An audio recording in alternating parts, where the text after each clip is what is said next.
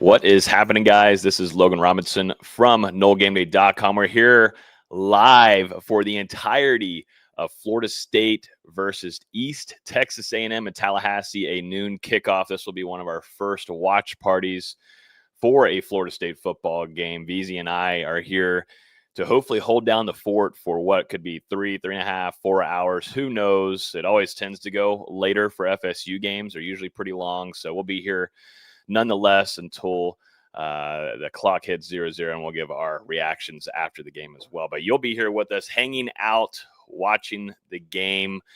We'll be bringing up live stats, the box score. Also, too, we'll be bringing up highlights onto the screen as well.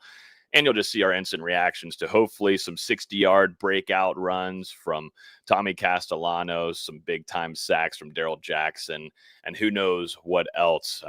But with me is Austin. You've signed up to do this with me, man. I had the idea of the offseason. I was like, why not? Watch parties seem to be kind of the trend right now. And why not try to do one for Florida State football? And here we are, man. Yeah, I don't know how I got talked into this being a good idea. It sounded like a great idea 2 months ago. And now that we're here, it's like, man, 4 hours of people watching me watch a football game. Uh-oh. Yeah. Uncensored as well. Yeah. That's gonna be my biggest thing. And it will be for you too as well. Yeah. That's gonna be the struggle. I'm hoping Tommy doesn't run at all today. I know you said you're hoping for some 60-yard runs. I hope he doesn't run a lick. I hope he just sits back there, hands it off, and makes easy passes. I don't want to see him scrambling today.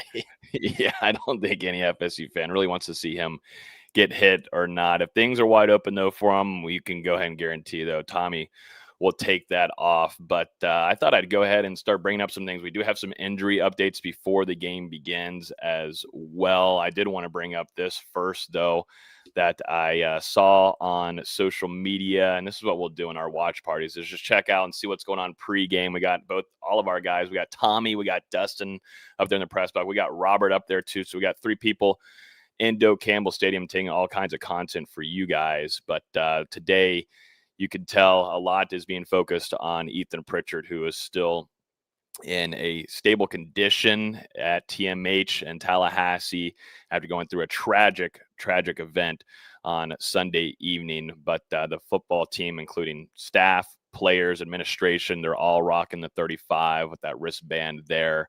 I saw Mike Norvell also wearing it too. But definitely going to be an emotional game for these guys, and to get their minds in football shape be the easiest. And I think that's going to be their biggest battle by far today for these young men. Yeah, and we've seen guys like Daryl Jackson warming up in Ethan Pritchard shirts. Jabril Rawls had one on, who isn't going to be playing today, which we can talk about in a second. Yeah. Devin Rispris, the director of recruiting, was wearing the same shirt. So it's not a surprise that these guys are showing a lot of love and support to Ethan Pritchard, who we're still hoping the best for. I'm curious to see what kind of fire and passion they come out with in this game for EP.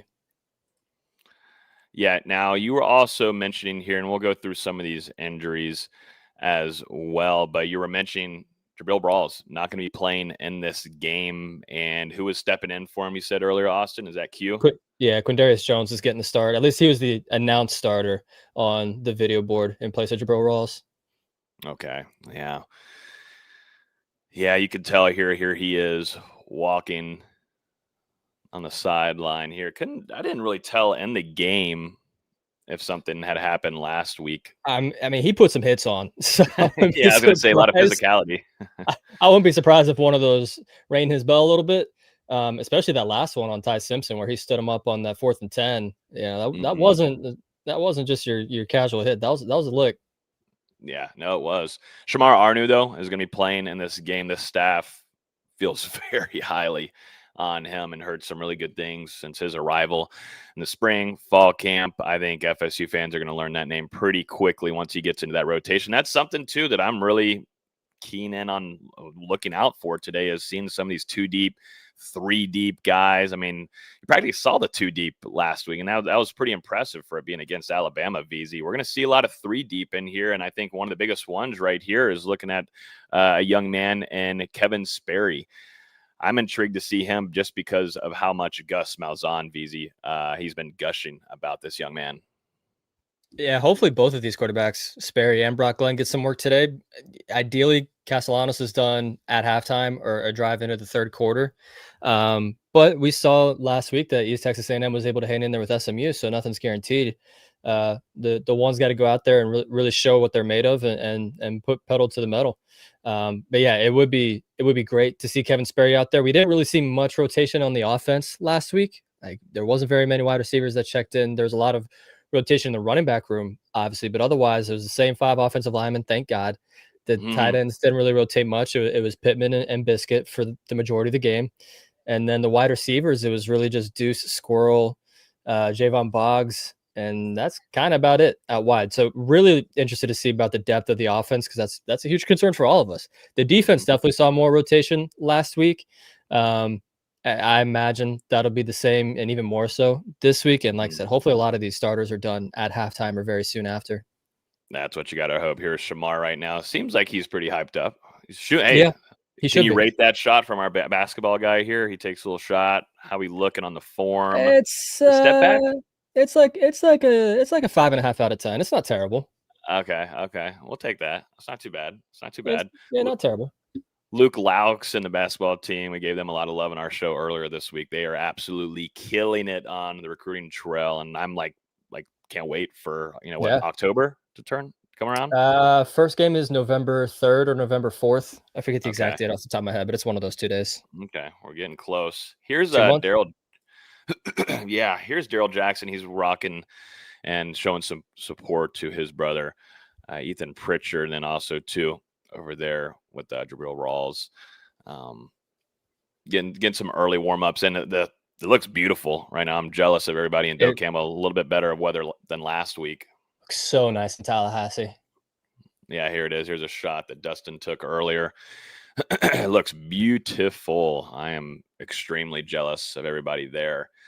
Definitely after the performance that you see that Florida State put on, man. I mean, when you play that way, I want to be out there. That's something that is just full entertainment. Here's Randy Pittman. It seems like he's got a left wrap. He's got a wrap on his left leg, I should say, on him. Now, we were told from Mike Norvell going into the Alabama game that he wasn't at a full 100%. We wouldn't have known that in the game itself because that man was absolutely blasting through people and moving MFers. But he's not going to play in this game. I think we won't expect to see him probably just in the safe route until that Virginia game when Florida State goes on the road in their first conference game. But, good to see. Not a brace on. Don't have any crutches. Nothing like that of that severity. Just got some wrap here, and it's going to allow him a couple of weeks, really 3 weeks to fully heal. Yeah, let's say he gets 3 weeks where you have this game, you have a bye week, then you have that Kent State game. I don't see a reason to play him in any of those. And honestly, I wouldn't be surprised to see him on a pitch count for that Virginia game. Yes, it's an ACC game. It's a road game. It's a must win. But with Miami coming to town the week after, he's going to want to be 100% for that, just like everyone is. Yeah, 100%. Hey, guys, if you're in the chat right now, Facebook, YouTube, anybody, let us know where you're watching the game from this afternoon. I always get shocked by some people. We had our Bucks show yesterday, and we had someone watching from Serbia. I was like, wow. And that's pretty nuts. Was it Nikola Jokic? I might have been, man. It was pretty impressive. Like, holy smokes. We're out here international at Bucks Game Day. But for over here at NoleGameday, if you're here in the chat watching, hanging out with us, and plan to tune in for a little bit, definitely let us know where you're watching from the couch, where you're at, city-wise, state, country, at that. But here's a Roydell. Yeah, Gavin Such. All right, so Gavin Sawchuk. No shocker here, I don't think. But it's something to point out, though. Gavin Sawchuk taking first team reps with the offense. And, man, that physicality that he brought in the game. And then, of course, his touchdown run where you saw about 7 teammates come in and help out. That was impressive. But no shocker here, right, VZ? No, not at all. Between Sawchuk, I imagine Sawchuk and Chroma will get the majority of the carries, at least in the first half. I want Chroma to lead the team in carries just because, as we talked about on Thursday, really want these young guys to get these live game reps to help them going forward this season. But yeah, not surprised at all about Sawchuk. To me, the biggest surprise of the announced starters was Stephon Thompson over Omar Graham in the linebacker unit. Thompson played really well last week, had that sack where he blew up Caden Proctor despite giving up, 130 pounds. But, Omar Graham wasn't the best last week, but I didn't think he was terrible. So just interesting to see Thompson get that nod. Yeah, and I wonder too if it has to do something with the game plan and the game scheme, and and with what we saw in the first game, it's a heavy rotation situation. But yeah, I thought Omar didn't play a bad game. I thought that linebacker unit as a whole, moving their feet right when that ball snaps, I just love it, man. I was like, oh. It was so fun to watch there in the stands, but then watching film afterward and just seeing that second level of the defense for Florida State that has needed improvement for years on years after it was carried by Kalen DeLoach and Tatum Bethune. Like this unit is what I'm super stoked to watch today, because they should come with a lot of meanness and they should be able to play bully ball today, in my opinion. Yeah, I thought if anyone would get that extra start time, it'd be Blake Nicholson, who was awesome in that second half last week. But, this is the strongest linebacker unit we've seen at Florida State in forever. Even going back to that national championship team, Telvin was great, but the depth behind him, you were still a little concerned about. This room is deep. It's got so much talent, so much versatility, so many different guys. It's really as talented of a unit as we've seen. Mm-hmm. Here we go. Coming from Austin, Texas, our guy Tim over there on YouTube. Scott is over there in Alabama. Man, that had to have been a fun week for you, Scott, over there, dealing with all those Crimson Tide guys. St. Augustine, Florida. Love St. Augustine. You grew up in Jacksonville, right, VZ? Yeah. So you're sure you're all around St. Augustine. One of my best friends lives in St. Augustine, so very familiar with the area. Oh, it's beautiful there. Oh, Cocoa, Florida. We got some Raleigh in the house as well. Panama City Beach. That was my place to be when I was younger in my teenage years. Going over there, Pier Park, I think it was called. And that's when I thought I could spit some game, VZ. Okay. I thought I could spit some game. That's where the pretty ladies would be out. I'd be like, 13, 14 years old. Oh, my goodness gracious. Good time. Always good time in PCB. Arizona. Shout out to Arizona early over there for you guys. Yeah. James over here. He's on I-10 right now, currently tuning in. Shout out, drive safe. Goodness gracious. Hopefully some good weather, though, for you on the interstate there. Fort Myers. We got Fort Myers in the house on YouTube. And how tall are you, tall Florida guy? That's what we do need to know. Since your name is Tall Florida Guy, we do need to know how tall you are. Your avatar looks like you're pretty big too. Let's get a size check on him. Charlotte, North Carolina. Here we go. VZ. Hey, that's a neighbor. It is a neighbor. What's up, neighbor? Hell yeah. Valdosta. Love Valdosta. Always drive through there quite a bit. Or if I'm going to Wild Adventures, shout out to Valdosta. I haven't heard the name Wild Adventures in a decade. That's a throwback right there. Yeah, it's been a long time. Muscle Shoals and Alabama. We got a lot of Alabama. Man, they must have had a phenomenal week. Man, I'm jealous of you a little bit. Going into work, rocking the garnet and gold. I would have worn it all 5 days straight to work. Absolutely. I wouldn't give a damn. Absolutely. You've got some more about Valdosta, Tarpon Springs. Oh, heck yeah. Orlando, the Big O, baby. We've been spending a lot of FSU fans. We've been over in Orlando for some games over the last couple of years. One of our favorites, though, was whenever Florida State took down LSU and Brian Kelly with dominance in that 2023 Actually, season. I was about to say I had my cup from it, but this is from the New Orleans game. Oh, hell yeah. That game, too. That was awesome.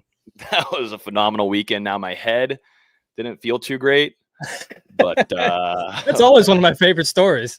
Man, it was. You took care of me. I got to shout out to VZ, man. I went a little too hard on the night before the game, and left his phone in the casino. We had to go back and get it. It was a night.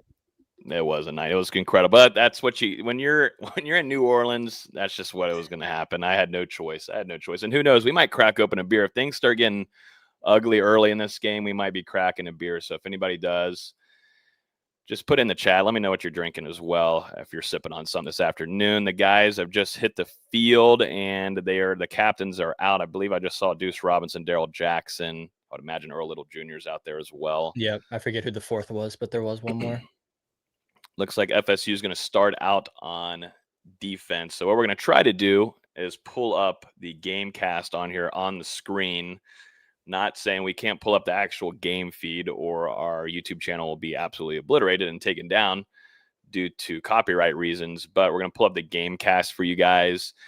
on the screen, have live stats. We'll pull up highlights too as well. We can do that. We'll be on Twitter as well, getting updates from our guys, Dustin, Tommy, and Robert in the house. But yeah, Florida State's defense is going to begin this game. I think this is a game for Daryl Jackson, man. Like, if you want to put up some stats, you want to add it to the NFL scouts that are keeping an eye on them. This is the time to do it. Time to blow up your stat sheet, VZ, I think.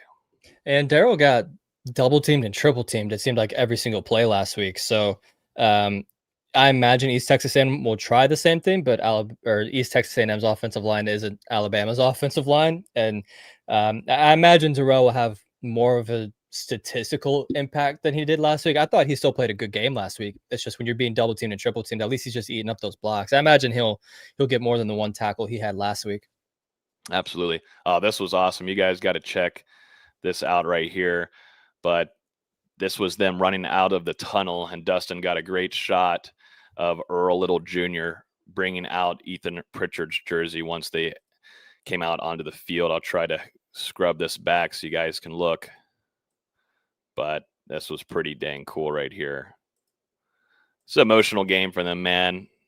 It's a roller coaster ride for them. They go on that ultimate high there of absolutely dominating Alabama, and then that next night, a tragedy strikes, and really interested to see how this team is able to play for their brother. But I would imagine they're going to play and try to at that same caliber like they did against Alabama, man. Yeah, that's enough to make a grown man cry. Let me tell you. I figured they would do something like that with bringing out EP's jersey. Yeah, I imagine that defense especially is going to play with their hair on fire as much as possible to try and win at least one more for EP. Yep. Well, here we go. Kickoff here. We're going to check out and see if VZ and I are on the same mark here. Camera is already pretty brutal from ACC Network. That's my first instant reaction. We did not see any of the returners back there until a late pan.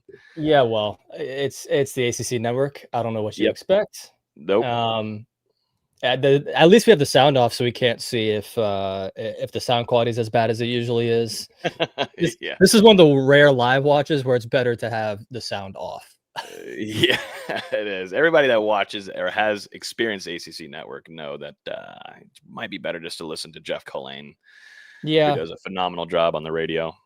Yeah, there was one game last year where the crowd noise, and like you could hear the cheerleaders louder than you could hear anything else on the broadcast. It was strange. Yep. All right, first carry from East Texas A&M, and those linebackers are coming right in, and Juice Cryer finishes that up with some nastiness. No shocker there. I thought he played great last weekend too, VZ. I mean, we gave him his roses and flowers, but Juice Cryer coming back from that injury too has been huge for this defense. Yeah, he's awesome. We didn't talk about him enough on Monday's pod. Mm-hmm. He's awesome. He's a really good player. I remember a lot of people being kind of upset that they brought him in from Northwestern, and he's just been amazing ever since he stepped foot in Tallahassee. He has. Went off to the left side. That gets eaten up here. Already at a third down for Florida State's defense. I'm going to bring up stat broadcast. Looks like Gamecast might not be rolling on ESPN yet, the Florida State game, but we'll pull this up for right now. Boom. There we go. 3rd and 5 for Florida State's defense. And as expected, East Texas A&M trying to get to this quick game. It's really all they did last week against against SMU was try and get stuff quick, and hopefully something springs loose. Ooh, and there you have it, Daryl Jackson with the sack. Called a little bit earlier. He bullied that double team. My God. All right, here we go. Let's look at this replay here. Goodness. Poor 51 just said, Daryl said, just get out of my way, fool. And got the sack. He tried to get, I guess it wasn't really a double team. He just ate up 51, and then 6 tried to come chip, and it just did not matter. Did not work whatsoever. So 3 and out quick for Florida State's defense. This is going to give some good field position unless this punter is friggin' Pat McAfee and drilled. All right, what's the camera doing here, AC's? Oh, Lord. Oh, wow. Oh, This is, Lordy. this is, did you watch the Chiefs-Chargers game last night?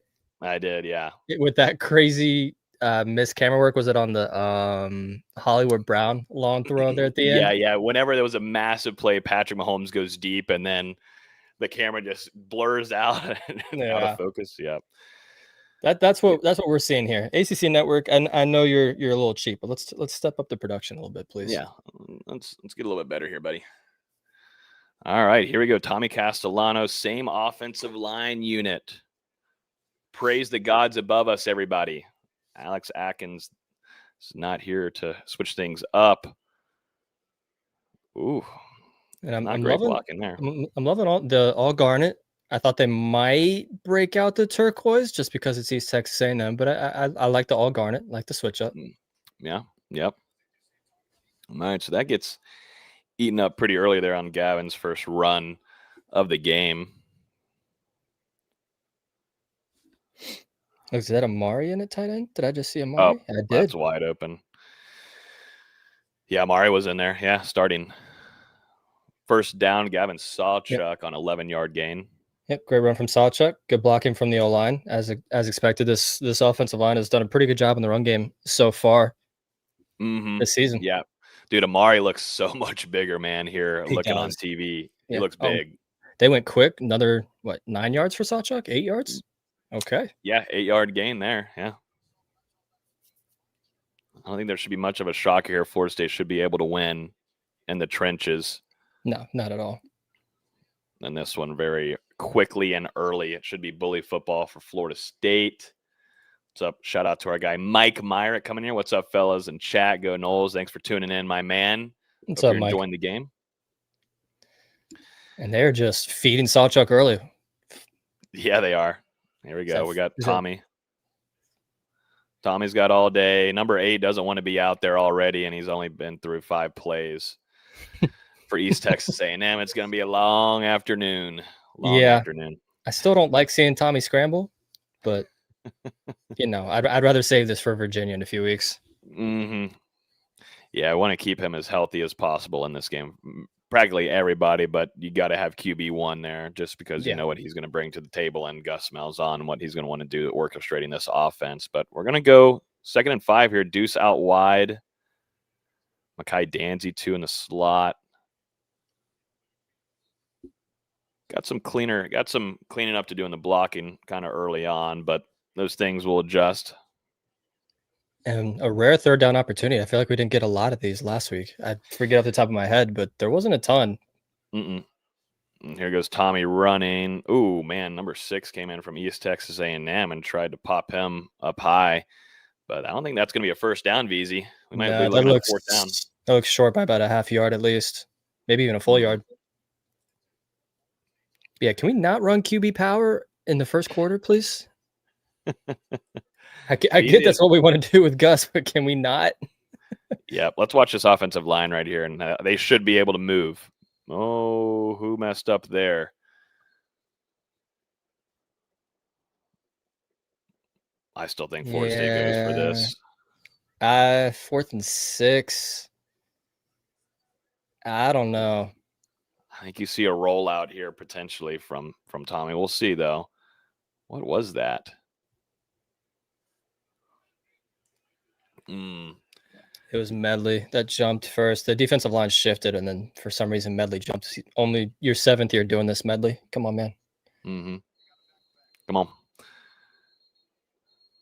Now, what do we have here? Yo, Pittman's chain is crazy. Yeah, I was about to say, that thing's blinging. Now, is this a timeout from Florida State? Oh, never mind. This is a ref issue here. Oh, great. What's new?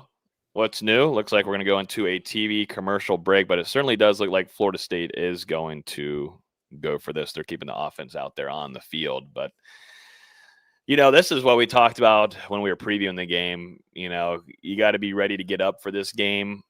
There's also a lot of things going on off the field that they're dealing with, but it's East Texas A&M, and it's not going to be that same caliber of atmosphere as Alabama. And Interested to see how they, perform in this game because it's not a big opponent, man. It's a lesser opponent, and interested to see how this team performs at 12 o'clock kickoff, noon, early. It's supposed to get to like 90 degrees today. It's saying the play's under automatic review. I don't know what could be automatically reviewed there on a false start. That's a little interesting. Interesting, yeah. Yeah, not great getting popped there on third and short, and then getting a false start on fourth down.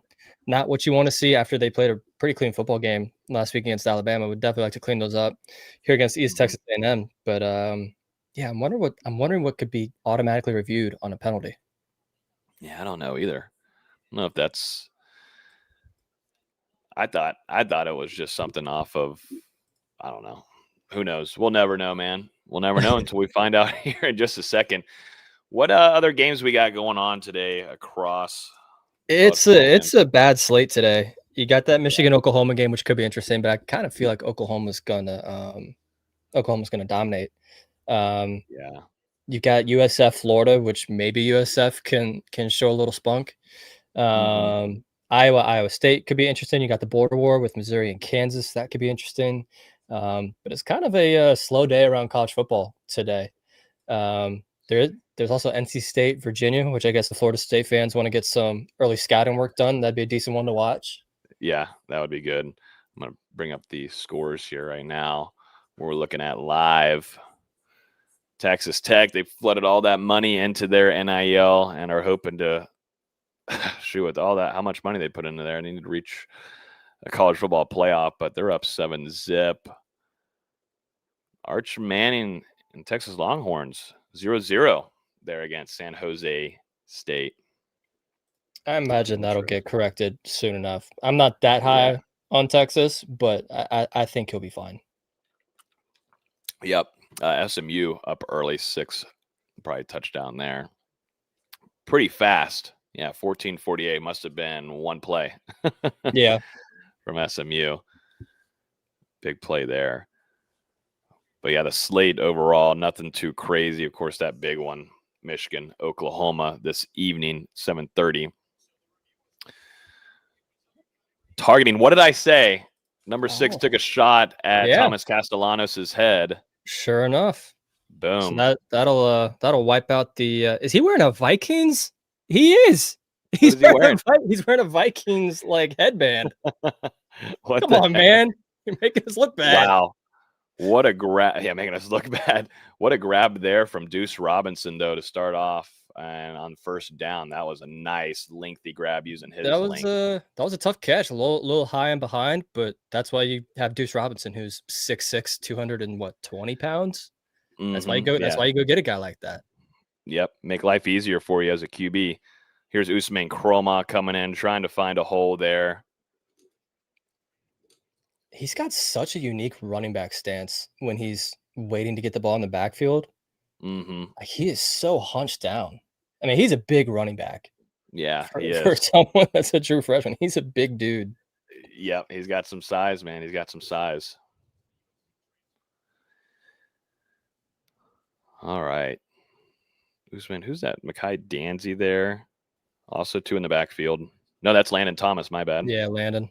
And here we go, running Tommy to the side. No, couldn't get there. Yeah, Landon didn't get a great block there. If he could have gotten a bigger, even just a small piece of that defender, Tommy probably walks into the end zone. But instead, we've got 3rd and goal at the 1. Yeah, agreed.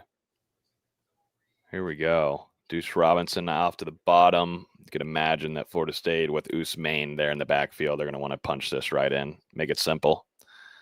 That'd be nice. All right, East Texas A&M. May at least stuff that one. Oh, that's close, though.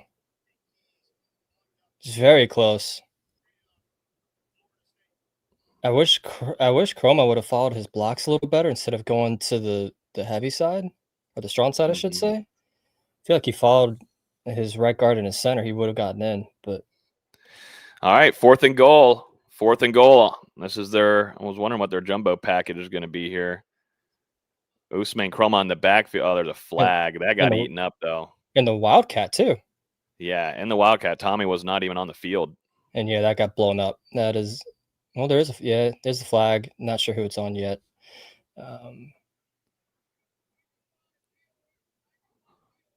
Offside. See. Oh wow, offsides. Yeah, Move the ball up about 2 inches. Yep. All righty.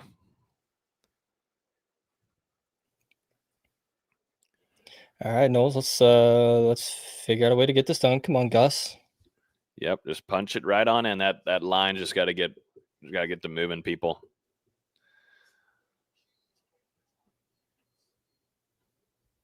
Got Gavin Sawchuk in the backfield here. Boom. Yeah, there you go. They moved people. And there's your touchdown. First touchdown of the game. Florida State up. Right now it's 6-0, but going to be 7-0 here in just a second. But a nice drive there. You know, East Texas A&M helping out a little bit there with the targeting call on Thomas Castellanos. But a lot of running there and a big Deuce Robinson catch, man. That was good to see Deuce, and I think we'll see a little bit more of him in this game and trying to test out a few things and trying to still build that in-game chemistry between Tommy and Deuce. But nice drive there, VZ, to start off the game. Yeah, and as I said, follow that right guard in that center, and you'll get in the end zone. That's exactly what Sawchuk did right there. Definitely got some help with the offside and with the targeting call. But they already had is that 12 rushing attempts on one drive with one pass? I mean, that's going to be how this season goes, which I'd like to get some more answers on the passing game, because what if they have to play from behind at all this season? But I get them wanting to just run it down the throats against East Texas A&M. Yeah. 13 plays, 78 yards, a 4-minute, 38-second drive there for Florida State. Gavin Sawchuk and then Weinberg there. I thought Weinberg was really impressive too. Not going to be talked about a whole ton going into some of those big games for your first one, but for his first career start and to smack down that 45-yarder against Alabama, I thought was really impressive. But you'd like to see maybe, of course, you want to see Florida State hit the end zone consistently all throughout the game today. But if it were to be the case where you see Weinberg take some shots, I'm sure that would be helpful for him. Still getting some more college experience. More the merrier for that young man.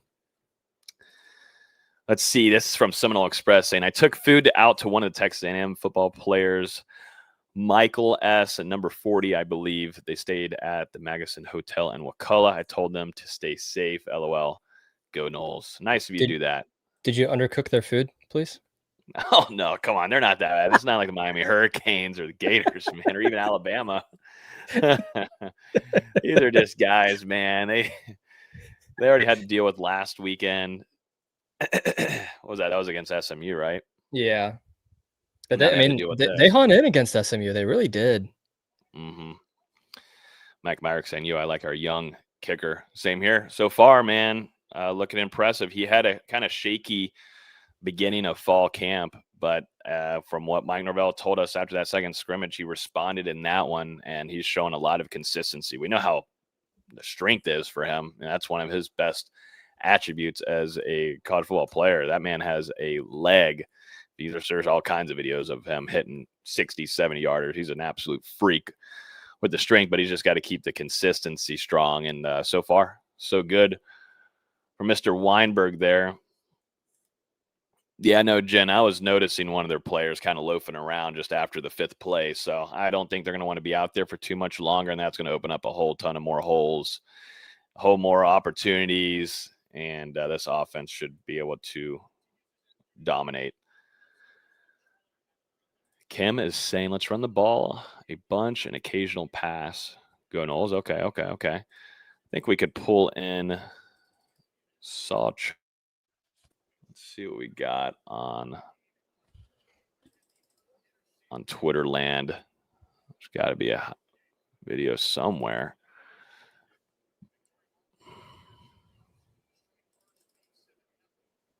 I can't imagine the ACC network has done their job and posted it on Twitter, so someone will have it.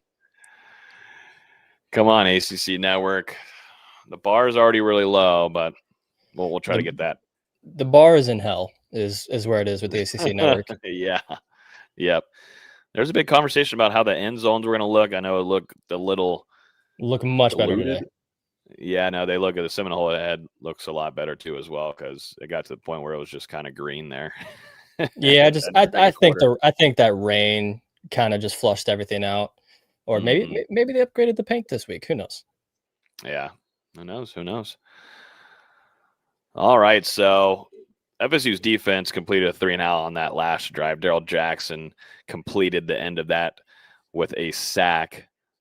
Who we got on the line right here? Oh, we got one of the Desir twins. Yeah, Desir, McCray. Oh, we have both Desirs and McCray. Yeah, both Desirs off the edge. Barker's there. Immediately about a 5 or 6 yard gain for the Lions. And that was working against Q, it looked like. Yep, it was. Q did not have a great game last week besides that one screen blow up. So I'm hoping he bounces back better this week. Yeah, and has a good response. I agree. We'll see if this continues to be a pretty quiet day for Jerry Wilson down there. Because I still don't believe PFF when they said he allowed 5 catches on 7 targets last week, because it just doesn't back up what we watched. Yeah, no, absolutely not. Woo, that was a big hurdle there from number 0. Who was that? Yeah, he saw the other number 0 coming down in a flash, I believe. Was that Earl Little trying to cause some havoc? I couldn't really tell. Yeah. That's KJ Schenkel. KJ Schenkel. Yeah, good name. I like it. Yeah. Now let's not allow that to happen again. No. Let's once is enough. Yep. All right, we're gonna go running here now. This is a different quarterback than who they played last weekend, I do believe. This guy has a little bit more of some mobility, it seems. Crazy. This is the same guy. This is the same Eric. Okay. Yeah. So they're trying to get some wheels going with this man. I also see why Darrell Jackson played number 51, because 51 is small. He's like 5 inches shorter than the rest of his offensive line. Yeah, he is.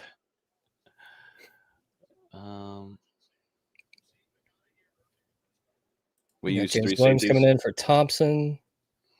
You'll see a hand. You'll see 3 safeties. There'll be some 2. The third will drop down. Like right here, you got Ashton Barker, and I want to say Earl Little Jr. is back there as well.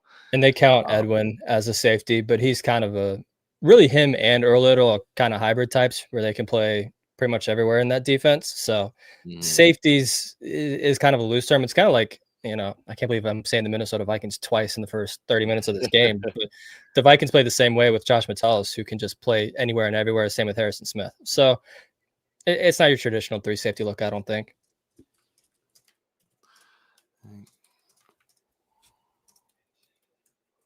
Whew, that got eaten up quick there. Juice Cryer once again. Yeah, I mean, also, I mean, it won't go unnoticed in the film room, but to a lot of people, it's a great job by Edwin Joseph to play the quarterback, force that handoff to the other side, and defense did a good job of cleaning everything up.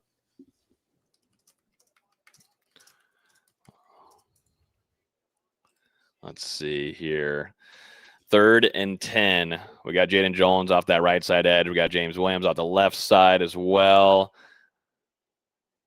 Good push from, Deontay McCray is right there on it. And also, Juice Cryer coming in to clean up everything. Interesting decision to hand it off on 3rd and 10. Yeah, I don't know if that's going to work out too well for you. Especially with the way this defensive line's been playing. That's an interesting decision, to say the least, from the Lions. Yeah, I thought Deontay McCray had some good push there as well, which helped open up that lane for Juice Cryer to come up and clean it up. Now, we got Mekhi Danzy as a gunner protector on the outside. Seems right because of his speed. Now we can see who's returning. I think that's Jerry, actually. 19. Mekhi Danzy. Then Squirrel White. 19 is also Jerry's number. I can't really tell, though.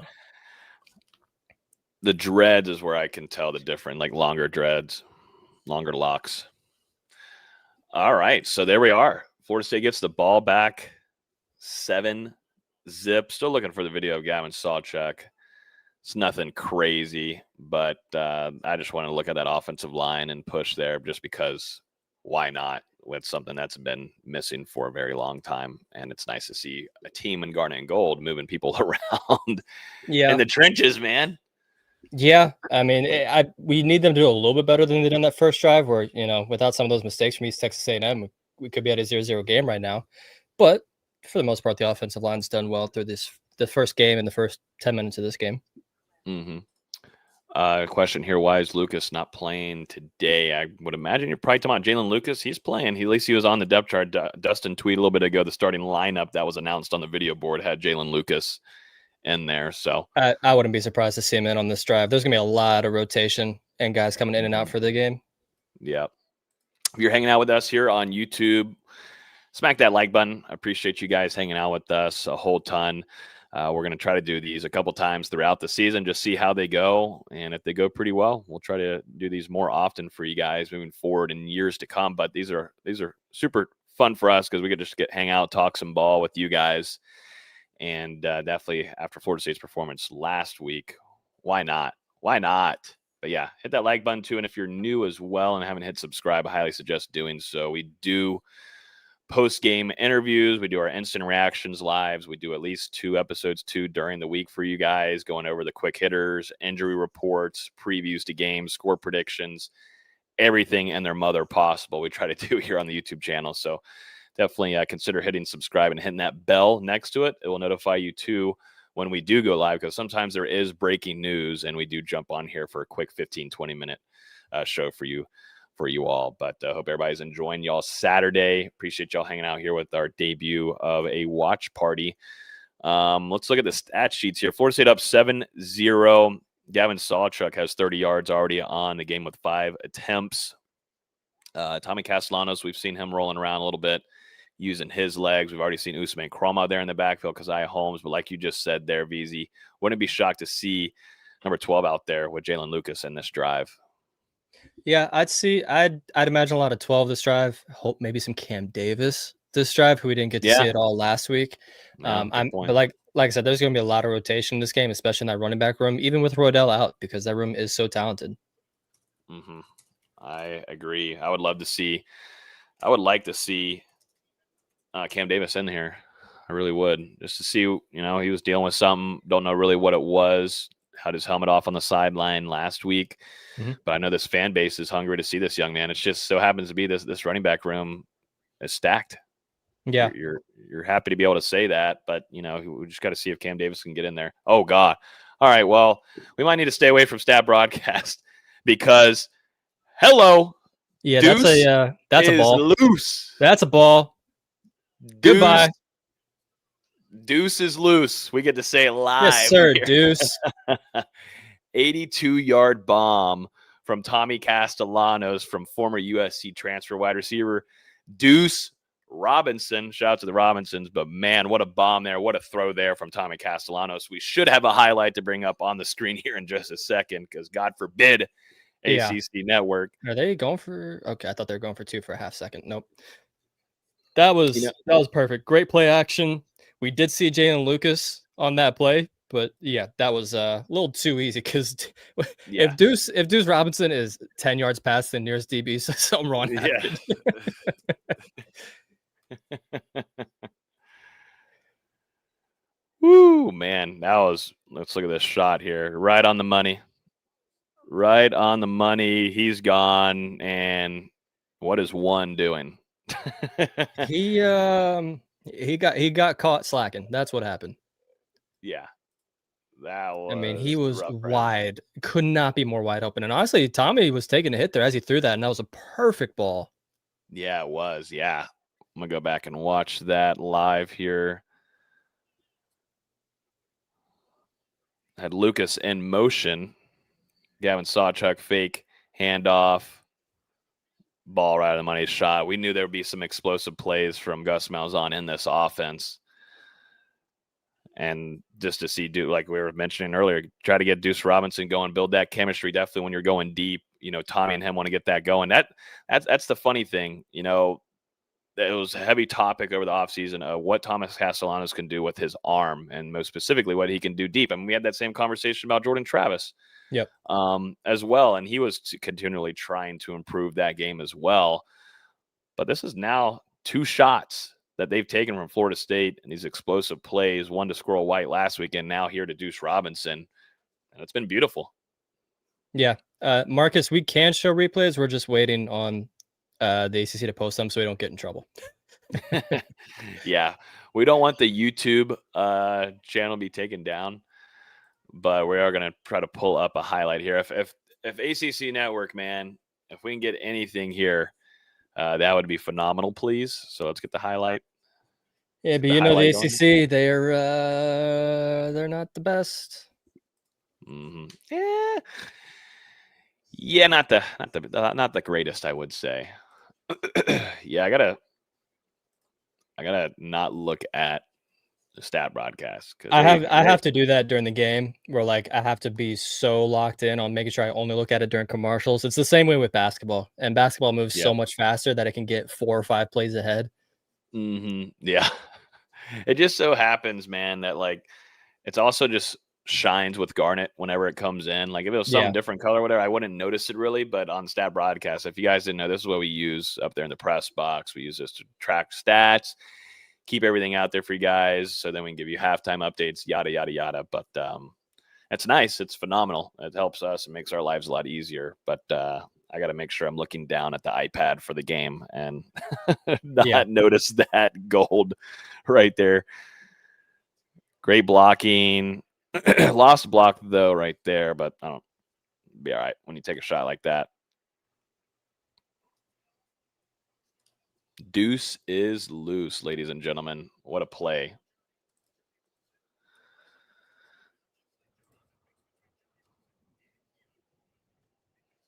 Heck of a ball. Really was. Yes, that was impressive. Here we go. We got a little something here we can work with. We got a little something. Let's see. It's from Nole GIFs here. But this shot. Deuce is fast, man.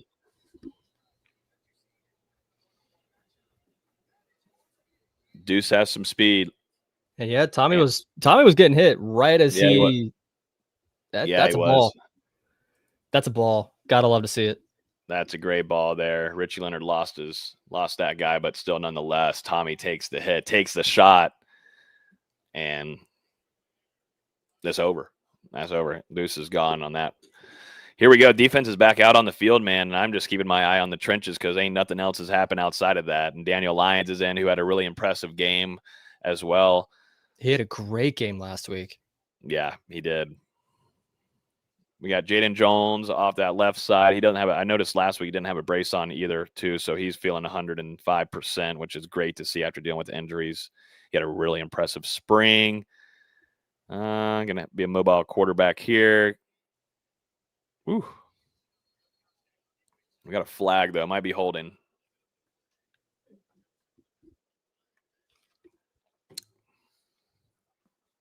Their quarterback is so small. He's smaller than Tommy. He is small.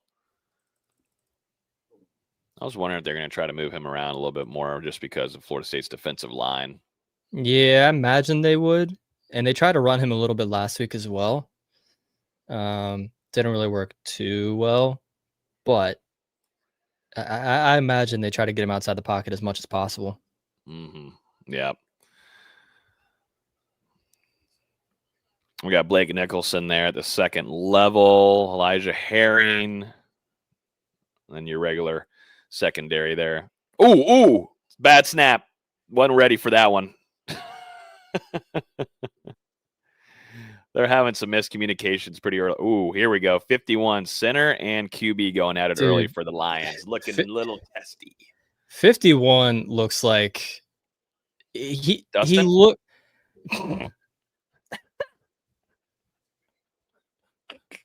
I was gonna say he looks like an extra hired to play a center in a football movie. That's what he looks like.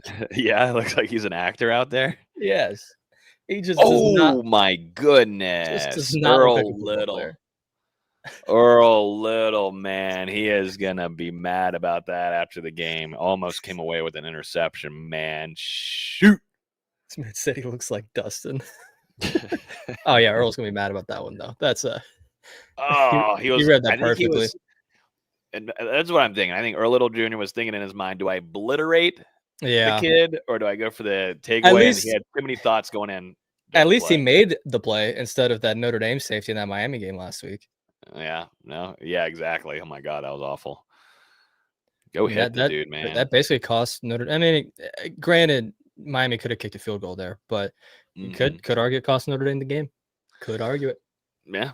Florida State's up 14-0, 3.5 minutes left with the time moving here. Florida State has a chance to go up 21-0 in the first quarter. Here comes Squirrel White. Here comes Squirrel White. Here comes Squirrel White. Let's go, Squirrel. Here comes Squirrel. Here comes Squirrel White with blockers and movers. Let's go, Marquarius. Okay. Okay. The Squirrel. All right, so we got the Deuces loose. We got to find something for Squirrel. I mean, he found that last week. What's the flag? Hold on. What's the flag? I didn't notice the flag. I know, me neither until after this. What's going on?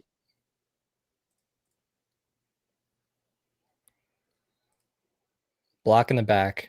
Block in the back? Oh, man, that would blow a lot there, man. That's not what you wanted.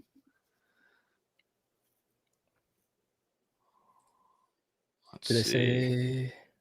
Still not sure who it's on, though.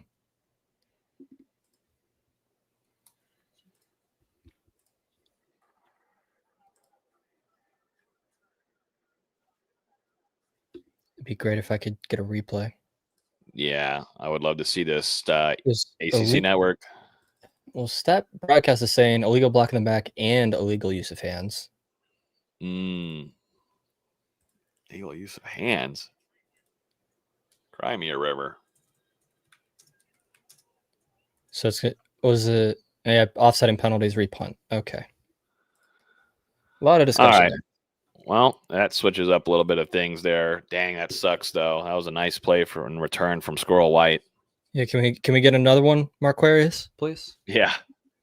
Once I found out his name is Marquarius, I'm like, I can't even call him Squirrel now. Marquarius is amazing. Marquarius. He's got two phenomenal names then. He does. All right, so let's see what happens here. We're going to do punt return, try number 2 here, at least on this drive from the Lions. We are just taking forever, though. This is why we said it before the game even began. For FSU games, for some reason, we are going to take as long as we will. It doesn't help that it's the ACC network. It doesn't help that it's an FCS team. And this is probably the ACC's D crew for officiating, if I had to guess. So it's just, there wasn't going to be anything high value production-wise here. Zano's saying, looked like the running back slapped his own guard on the last drive, too, after getting tackled on third. No reason this shouldn't be for a blowout for the ages. Yeah, no, it's going to start getting ugly. You already got guys, East Texas A&M, getting chirpy with each other. They got to work on some communications. Yeah, these refs are awful. Nothing new, right, Stan? Nothing new. They're just taking so long. And it's not that I don't want to sit here and watch Florida State football, but I'd like to do some other things at some point today. Yeah, we got more football to watch later this afternoon. Oh, man. So Squirrel White's not going to get another opportunity there.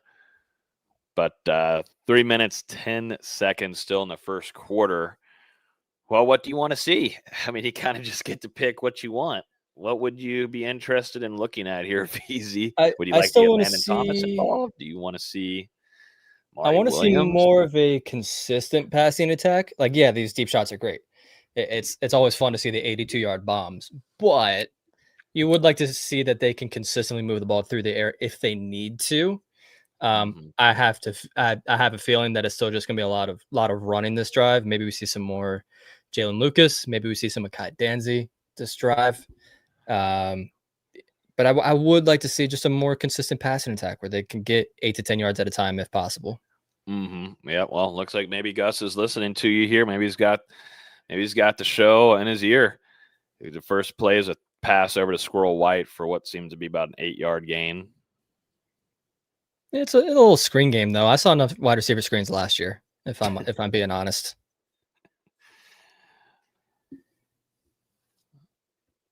Gavin Sawchuk. There's gonna be a third down here for FSU. I do like that they're trying to show some tempo. They're just not really executing the tempo too well right now.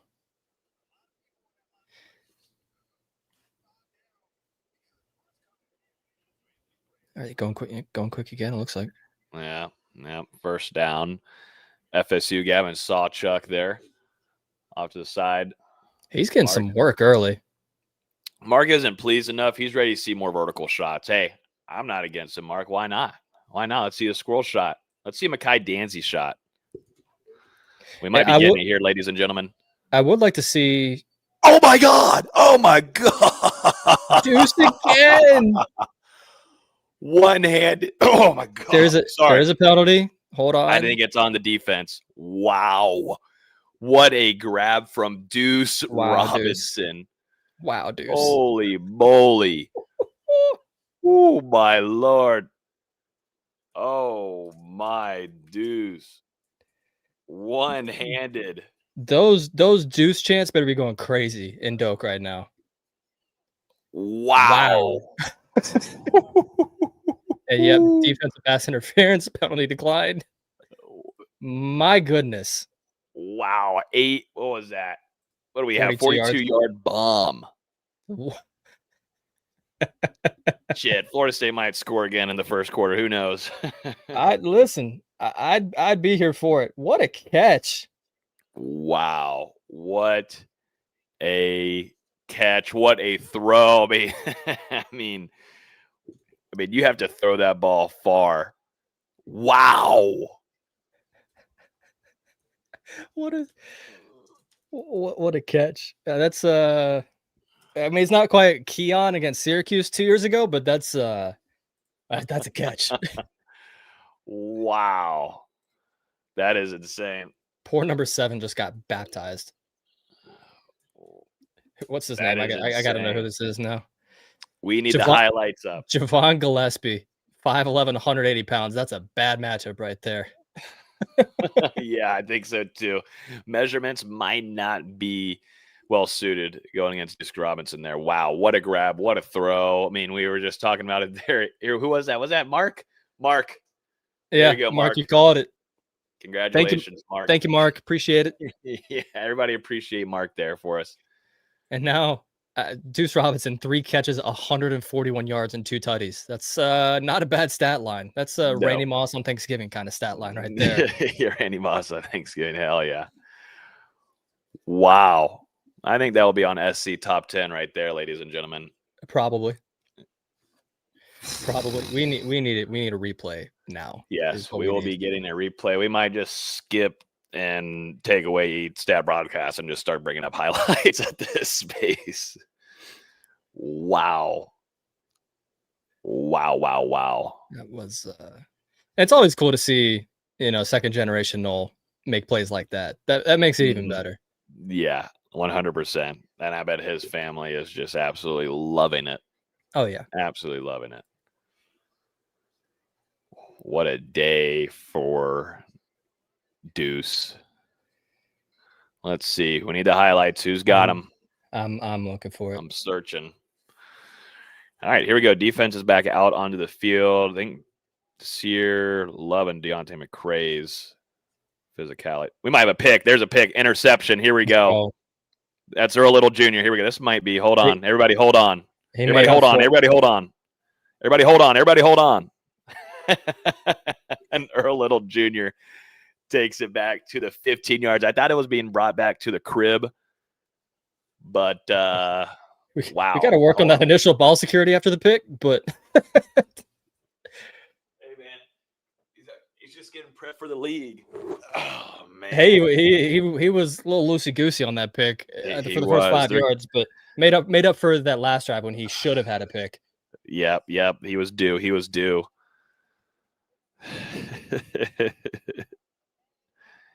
There we go, fellas. There we go. And I Wow. think did FSU football just put that up? Let me see. Wow. Nope, that was the play before. Okay. We're 2 Alrighty. highlights behind at this point. Yeah, we are. We're gonna get the highlights up. Whew, this is awesome. All right, so now Mari's trying to go for the one-handed grabs there. That's a little bit more of a harder. Let's tone it down, fellas. Let's make plays. Mark, you want to go ahead and give us another chance here? We're back on offense already, my man Mark. So if you want to go ahead and give us what the play is going to be here for a touchdown, since you called it earlier, go ahead, please. Ooh, oh man, yeah, that just got eaten up there, and we're able to grab Tommy Castellanos there in the backfield. I think I might have a highlight for us for the Deuce play. Yep, here we go. Oh, perfect. Putting in the chat right now. Perfect. Ooh, I think I got. Yeah, there you go. And then I'll try to find a little interception for us. Give me 1 sec. Perfect. Here we go. Deuce Robinson again. Oh my goodness, he almost scored again for his third touchdown, but what a grab. And I love him reaching over the end zone there. We'll pull these up here in a second. I'm going to get that off the stat broadcast because it's going to tell us what's going to happen, but we want to watch it live and have an instant reaction. Here we go. Gavin Sawchuk.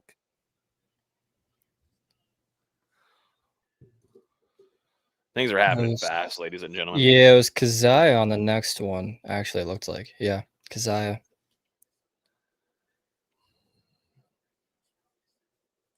Mark is saying Tommy Castellanos touchdown run incoming. So I don't want Tommy running. You said it, but I mean, if it's opened up, all right, here we go. Quick, fast, just like they did against Alabama. Very fast. Pitch, Keziah Holmes. Dang, they cannot punch that in.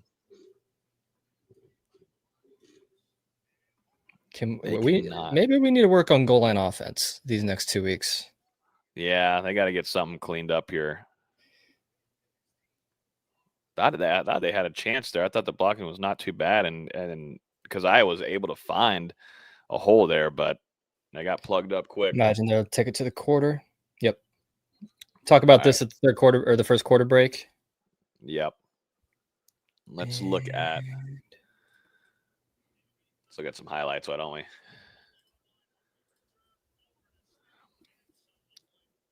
Here's Deuce Robinson's shot. Wow, one-handed snag. I need to go back. I want to pause this. That's crazy. that's insane. Wow, what a snag, man. Golly. That's as hard as you can make a one-handed catch right there. Yeah, moving your body back with how big and lengthy he is as well. And being able to secure it going to the ground as well, dealing with PI as well. That's a catch. And yep. One of those plays where you can only just laugh in absurdity. Yep. 4-7. 4-7. He's already given up 8 inches to Deuce Robinson. I mean, the height difference is insane already. So he's trying to hold him, and it still doesn't matter. Wow. Nope. Good blocking. I mean, Tommy had all day back there as well, too, on that play.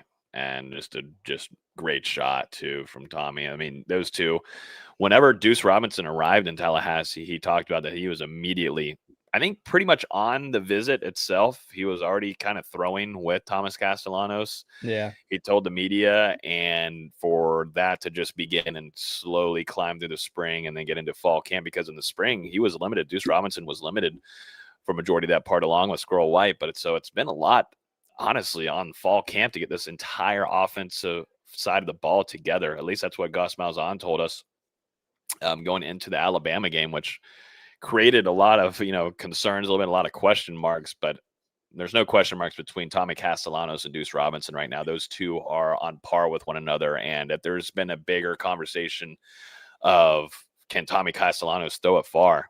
Yeah. I mean, I was listening to Gus on the show with David Pollack this week, and Gus was saying, he's like, we really only had 2 weeks of real practice with this offense because the offensive line was banged up in the spring and summer. Guys are in and out.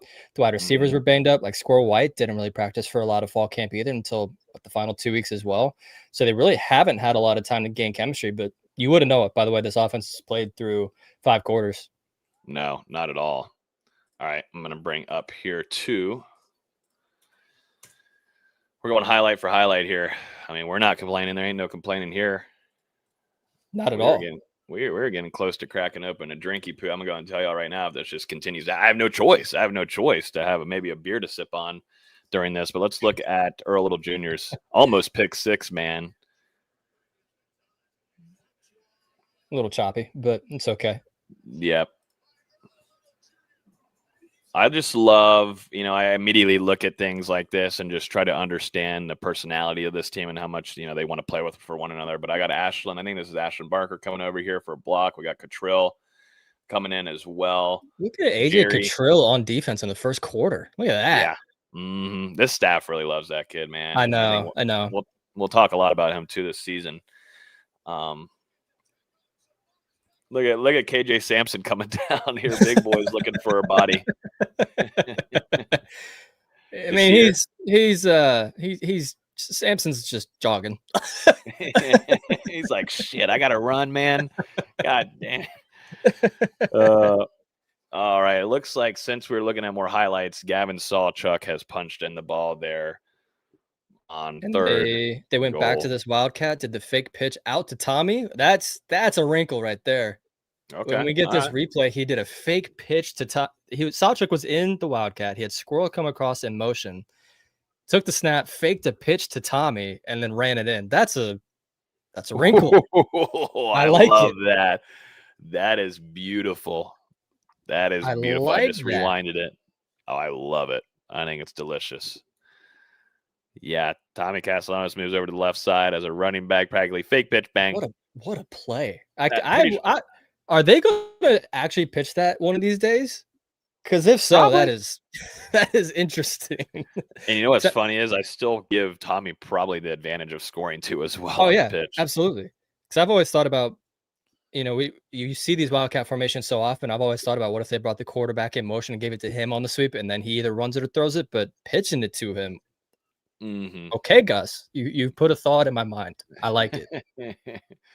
I love it. I love that. So now Florida State up 28-0, just beginning the second quarter. I think Florida State is going to win this game. I think. I'm just putting it out there early. Do you hypothetically? And I'm not saying I hope this happens. If Florida State doesn't score again, do they still win by 3 touchdowns? Yeah. Okay. Yeah. I'm going to go and put that out there. Yeah, I think so. Because I mean, after much from the Lions. After 15 minutes and 3 seconds of action, Florida State has 213 yards to East Texas A&M's 23. Holy smokes! That's what you want to see. Exactly. That's exactly what you want to see. Get some highlights here. Check up on Twitter. Make sure that not missing anything over here.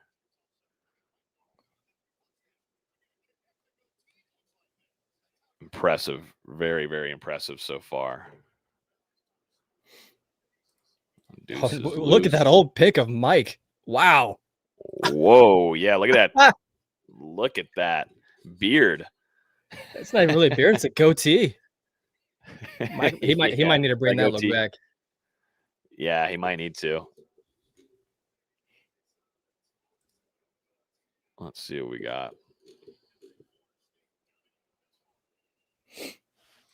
Marcus in here saying my OU friends here in Oklahoma were bummed that we got Sawchuk. So y'all, they weren't too fond of letting go of Sawchuk. He dealt with some injuries, man, and that was like the concerning thing about him. But I go back to Trey Benson.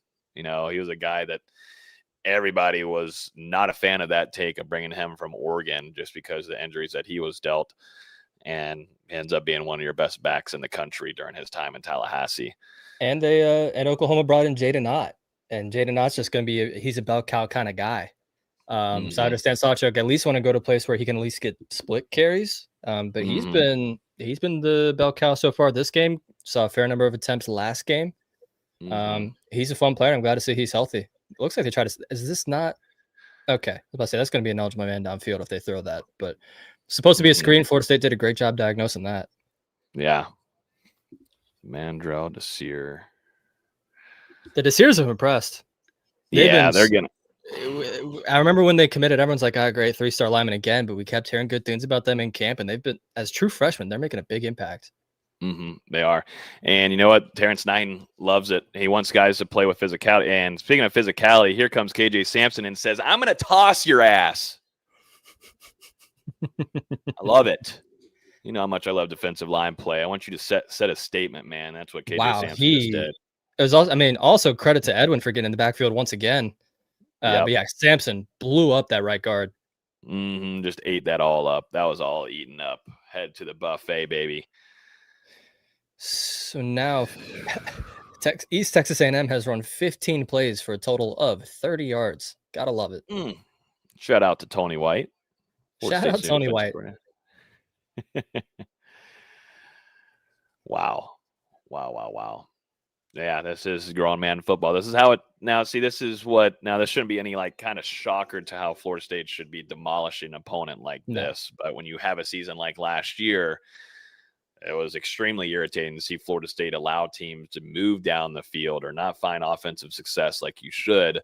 But this is what Florida State football is. When you come into Doak Campbell Stadium and you are the opponent that you are of this level, you should be getting your ass whooped pretty early on in the game. And that's exactly what we're seeing here live on the beautiful ACC network.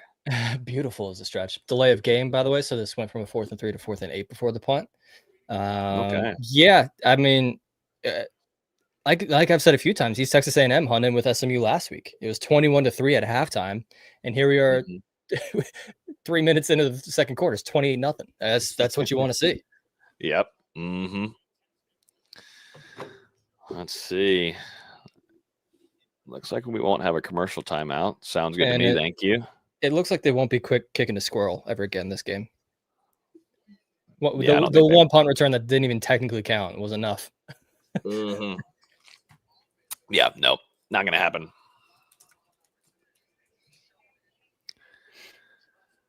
Four receptions, 160 yards, and 2 touchdowns. That seems pretty good, though, doesn't it? It's solid. I would like to see Javon Boggs maybe get some work here at some point. After hearing so many great things about him this offseason. Another deep ball. Holy moly, y'all. That was a low ball there from Tommy. Squirrel had him on the route, though.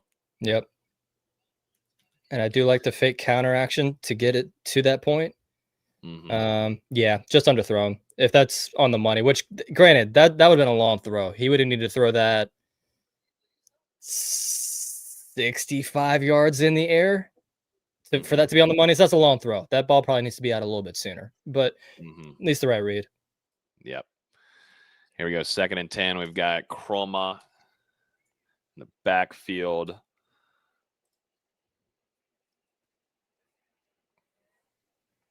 Really trying to get Deuce involved, it looks like. Nah, a little off there from Tommy and Deuce off to that left sideline. Man, Biscuit does not need to be lining up out wide, let me tell you. You don't want to see the big man out there? He's standing out there looking like an offensive lineman. Like, I know he's 280, but it just doesn't look natural. Yeah. But I at least like they're trying to get the passing game going this series, but it's not the best start. Nope. We got Gunnar Hansen at the left tackle position with a false start. Oh, that was a bad false start too. Yeah, just by himself. when no one else moves, that's got to put your hand up on that one. The East Texas A&M guy talking trash too, pointing at him. I love it. Stay chirping. Biscuit deep threat. Mark said. No, he's not. Deuce is still running. Oh, ball's out. I think Pettibone came in, though, to recover it, though. Thank goodness. Why are we running screens to the 6'6" guy is what I don't understand. And, yeah, that ball definitely was out. And, yeah, credit to Luke for jumping on that. Yeah. Yeah, Deuce is like, thank you. Thank God. I mean, Kendall Biscuit did slim down, but compared to what he was, it's not really saying much. Question here from Law on YouTube asking, has Charles Lester played? I haven't seen him yet. I haven't noticed him, but I also haven't really been looking for him, to be honest. But yeah, I haven't noticed him. Yep. We'll keep an eye out, though, for him on this next drive. He was in there for that Alabama game, though. Yeah, for a few snaps. Not a lot. There's Sawchuk wide open. Let's see what happens here, ladies and gentlemen. That's just beautiful blocking. Beautiful blocking from Boggs.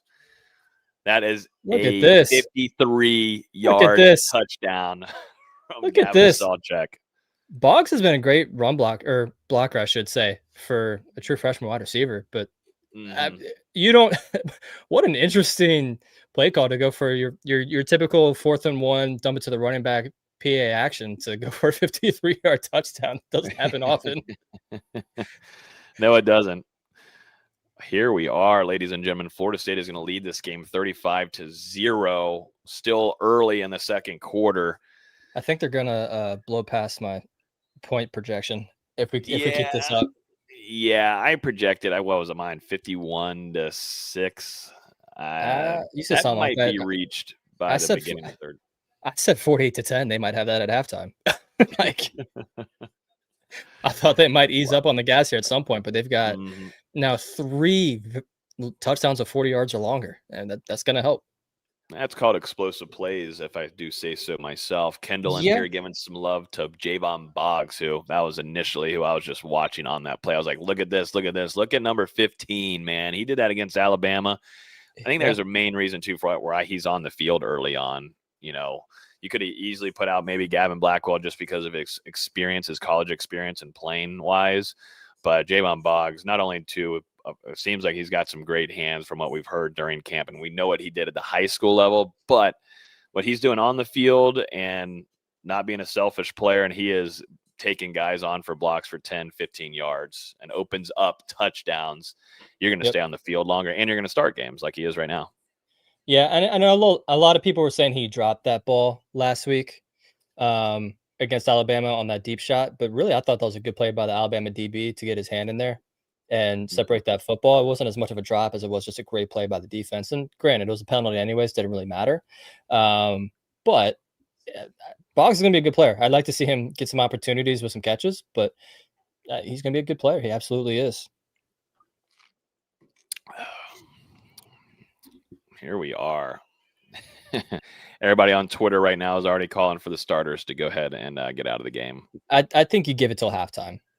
Let these guys get some work until halftime. Then third quarter comes out. Let's see some Brock. Let's see some Sperry. Let's see some of these younger guys. Charles Lester, as we were just mentioning, get him some work out in the defensive backfield.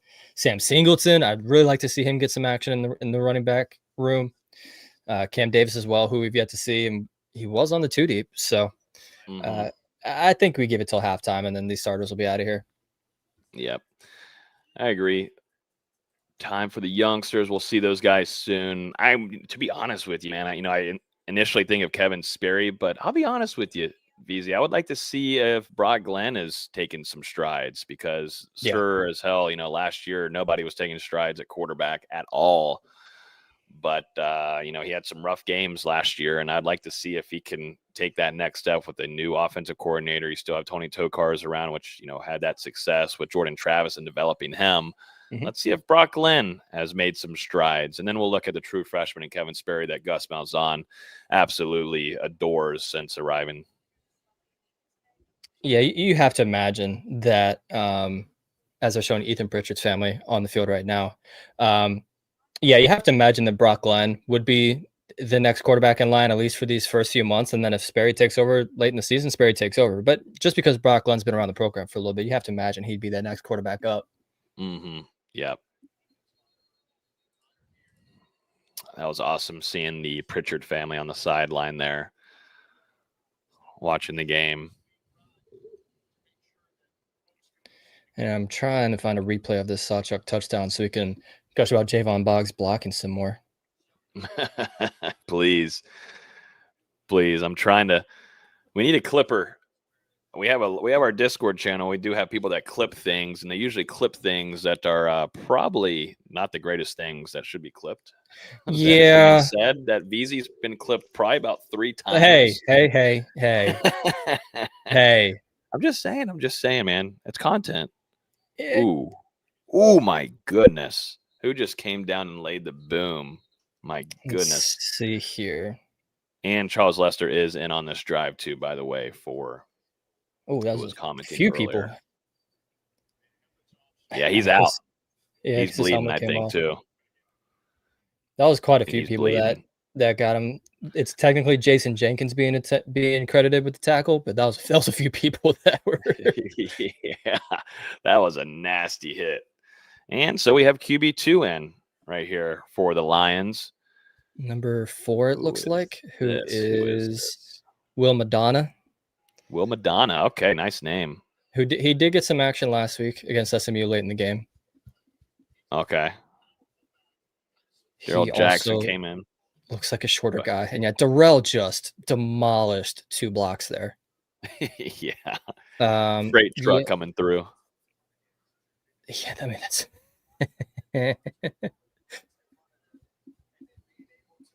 That's, ate that block. That's for sure. All right, Daryl, we got Lions, and we got Jenkins. We got James Williams off to the left side. I'd like to see James Williams clean up on his tackles and then get back there and get some sacks on him because he got close last week. Oh, man. And they let that one go there, and the Lions are going to get a first down. That's their second first down of the game, I believe. Mm-hmm. Don't get lackadaisical now, defense. Let's keep this scoreless at least till halftime.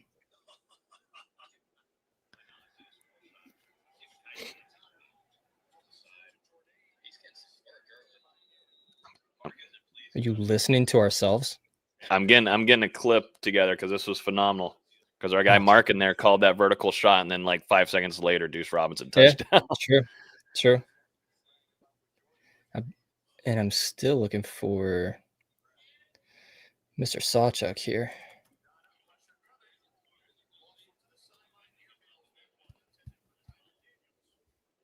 Ooh, who's down on the field right here for FSU? Kind of dinged up. Oh, that's James Williams.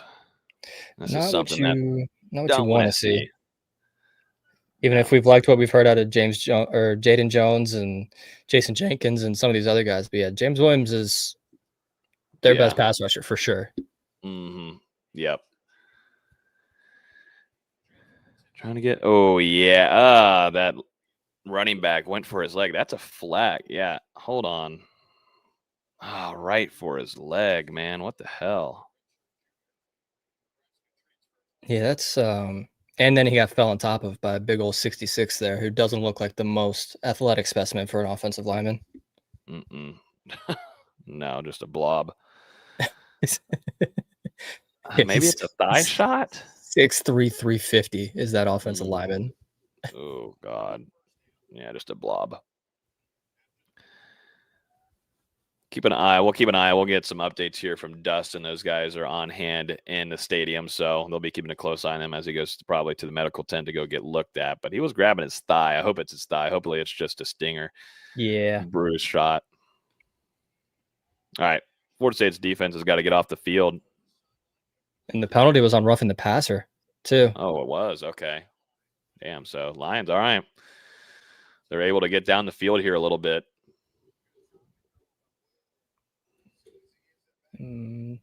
That's honestly an impressive catch there from number 3.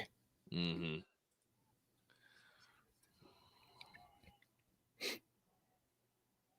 Marcus, I know you asked this a few minutes ago. Did quarterback Jackson end up transferring? Yes, he's at Arkansas. Trevor Jackson. Oh, yeah. Ooh, Jerry. Let's go, Jerry. Jerry. Let's go, Jerry. Let's go. The Houston transfer, man. One of the top transfers that Florida State brought in, VZ. What a pickup for them. He read that like a children's book. He read that like it was Where the Wild Things Are. Great book. Great book. Wow. And he was there on that the entire way. Yeah, he watched film this week. He did a good job. I mean, that's just all day. Read it and go. Make a play, and end that drive. And that's exactly what Florida State's defense just did. Wow. Hello. Love that they're forcing turnovers this week. After last week, they at least got the turnovers on downs, but first time that they've really forced turnovers, their first 2 turnover game in a while. Love to see it. Oh, wow.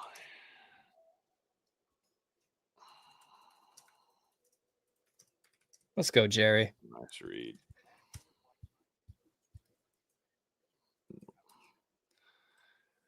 Wow. Nice play there from him. This defense, man, they were not going to allow them to go down there and try to score, and they made a play. I was waiting to see if someone would, and Jerry did his thing. We need a clip of that one here soon, too.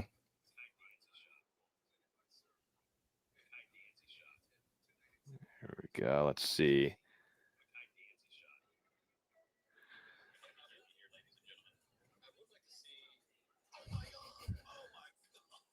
Now I got the clip there. That's awesome. Clipping this to put out there on socials. I can't wait to clip that. Yeah, I can't wait to get this replay as well. Yeah, Jerry, man. We talked so heavily about him. He was late grab there, and since his arrival in the fall, like it's just been immediate, just making plays. This defense loves it. Tony White and what Florida State wants to do just makes life easier there on that side of wherever Jerry's at. And it was a pretty quiet day overall for him last weekend. And here they decided to go that route. And Jerry bit on the route pretty quickly. He sat on that. I don't even think he backpedaled once. Just sat on that route the entire way and jumped it as soon as it said in his direction. We knew there would be some quick passing game and really just some quick game from East Texas A&M in general. Jerry was ready. Now let's like Stan. I was just about to say, Stan. Let's get some Boggs in. Let's reward him for his great blocking for Sawchuk. Let's go. We'll take that.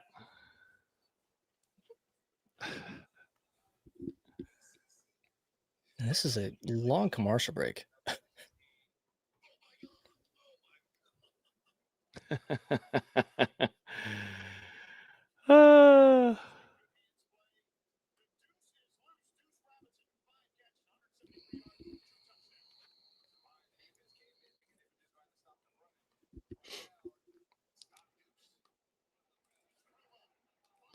right, we got Chroma out there on the field. Florida State's offense back out there. Got about 8 minutes, 45 seconds left on the clock. And like we were saying earlier, we'll probably see these starters stay out there until halftime unless maybe Florida State scores here again, which at this rate, it's looking that way. Mekhi Danzy with the grab off to that left side. Quick pass from Tommy Castellanos. Yeah, they're really showing some tempo this game when they've needed to. Not the cleanest catch from Danzy. He bobbled it in his hands a little bit. But he was supposed to be a running back, so.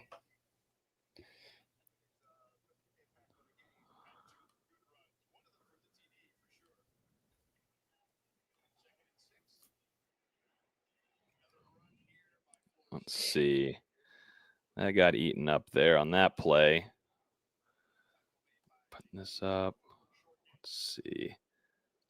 Chroma stumbled out of the block there on that run. Not ideal. Go.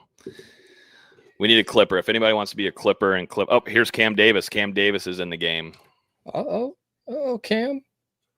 Hold on. Hold on. What are we doing? Reverse sweep. Hold on. They're loving this sweep with Danzy. They're loving it. Danzy's gone again. Mekhi Danzy. It's the exact same play, too. the exact same play where it's that reverse counter. Hey, it works. Don't change it. Wow, what a play. This kid is really, really phenomenal. And I thought last week, too, the way that he wasn't easy to be taken down I know. impressed me the most. But you know the speed factor. We all know that. Here's Mike Norvell dapping him up, giving him a hug. The rest of the offensive and really the whole sideline I love giving it. some praise to that young man. He is going to be a threat for defensive coordinators, man, going throughout the rest of the season. I love how he only has one play in the playbook for him, and it's just 40 yards every time. Yeah, I know, right? He is so fast. Again, he's running so fast that it looks like he's jogging, and everyone else is just walking. That's how fast he's running. I know, and he's just so lanky and lengthy too, as well. So it doesn't look like it's not like one of those smaller guys, and you see those legs moving as fast. So he's got a It's long not like Jalen Lucas, stride. because they have it with Jalen Lucas, who's this short guy, 5'7", really fast. Danzy's 6'1", 200 pounds, and is just flying. Now, here's the deal. Now, Florida State, how many points are they going to put on the board is going to be the next question, because Gus Malzahn, he doesn't ever really care. If you go back and watch his days coaching at other places, you know, he's going to put points on, and he doesn't really give a damn. Yeah, nope. We could be looking close into the 70s. We could be in the 70s. We could go to the 80s. We could go back to that Maryland game back in 2013 where, remember, the national pundits were talking about, oh, Maryland, they could have a chance here to knock off. This is going to be their first true test for Florida State. Jimbo Fisher heard that. The rest of the team heard that, and they absolutely obliterated the hell out of Maryland in that game. 63-0, whatever it ended up being. Yeah, just whoop that ass.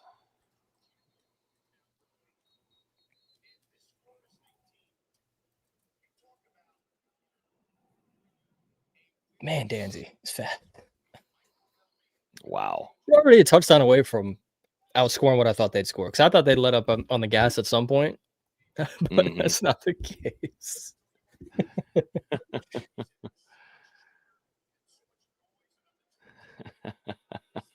I tweeted out the reaction. Nice. What a grab from Deuce Robinson. Holy moly. That's awesome. That's awesome. That's great. I love that. Maybe we just need to be Jenkins almost had him a massive TFL there. Man, they're going to look back on tape and not be too fond of that, but they would have had a loss of like 3 yards if Jenkins could have completed that tackle in the backfield. Yeah, you gotta make that one work. What could have been a loss of 2 is instead of first down for 11 yards. Got to be a little better there.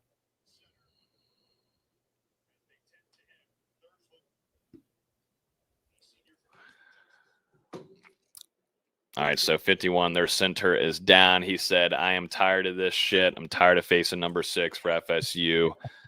Get me the hell out of here. I've had enough. Yeah, he's he don't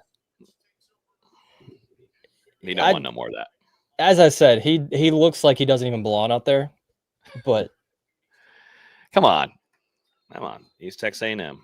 Man, listen, man. Looks like number 71 is coming in to replace him. I don't have the name for him, but he is punching his helmet, so it seems like he's ready. He's ready to step in.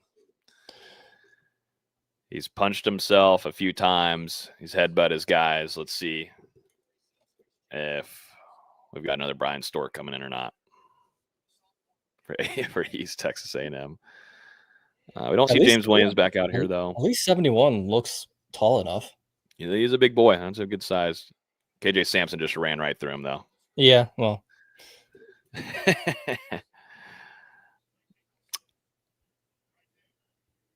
Blake Nicholson coming in. We'll keep an eye on. We'll see if we get some updates here from Dustin. We might shoot him a message if we can get an update on him on the sideline. Hopefully not too severe. Like I said, I'm hoping it's a bruise shot there to his thigh. Yeah. All right, here we go. Let's look and see what this defensive backfield looks like. Oh no, that's what's the name at safety? Is that Hebert? That's Hebert back there. Yep, Hebert's back in That's there what early. We want to see. That is what we want to see. We want to see some Donnie. 66 got him a damn blow-up thing in his belly. That's a big boy. And who's that other DB out there? He got him a blow-up tube. A blow-up tube. See, this is going to become the issue. I'm going to go and tell you what. If they score one more time, I'm grabbing a drink, an adult beverage. I hope everybody else is enjoying their afternoon. Great play there from, well, there he is. Your guy, VZ, Donnie. Let's go, Hebert. Yes, sir. Great play. They also got Christian White out there playing DB. Yeah, I was like, who is that? Yeah, I was trying to figure out who 37 was. You've also got Arnu out there at corner. Mm-hmm. Looks like they're already rotating. Yeah, it's seeming early that we are done with Earl Little Jr., done with Barker. Kirkland's still out there, which may be a slight surprise, but I guess he's technically not a starter. Mm-hmm. I think it's going to be a good game for KJ Sampson, too, as well, to get some more burn, because they're obviously done with Darrell Jackson, I believe. So, yeah. And now we've got Kai Bates and Arnu at gunner now. I really don't want to have Squirrel White back there returning punts if we're going to start taking starters out. Ooh, they almost got there. I can understand it just because the punt return game has kind of been an issue for Florida State the last few years. Really outside of the Keon year, which was, we can call that lightning in a bottle because no one knew that was coming. No. They haven't really had a dynamic punt returner back there. Really in Norvell's tenure, unless I'm missing somebody. Well, we're going to keep monitoring this one. The big news right now is Squirrel White getting his left hand looked at, and that's the thing. That's why I don't really want him back out there at punt return. Yes, you don't want a starter back there, but this is a guy that deals with injuries all throughout his career. So Florida State just got flagged because two players were wearing number 4, by the way. Oh, yeah, Charles Lester was out there. Yeah, I was like, who's going to be returning? Because obviously Squirrel White wouldn't be back there, correct? Did he maybe dislocate the finger? Yeah, he probably dislocated it. Oh, here we go. Got some Danzy highlights on the track. Absolute demon in the 400 meters, man, as a true freshman. And I guess we need to find his highlight, too, from that last touchdown. I haven't even been looking. There's been so much stuff happening, so much good. Yeah, this is a complete 180 of last year. Dustin just tweeted, though, I don't see FSU defensive end James Williams on the sideline anymore. He may have departed to the locker room. We will keep an eye on it. So, oh, wow. All right, no Brock Glenn. We have Kevin Sperry. Kevin Sperry's in the game. And here's Jalen Lucas finally get some action, too. Yeah. Haven't really seen too much of him. He's been in there occasionally, but Kevin Sperry, the backup. Interesting.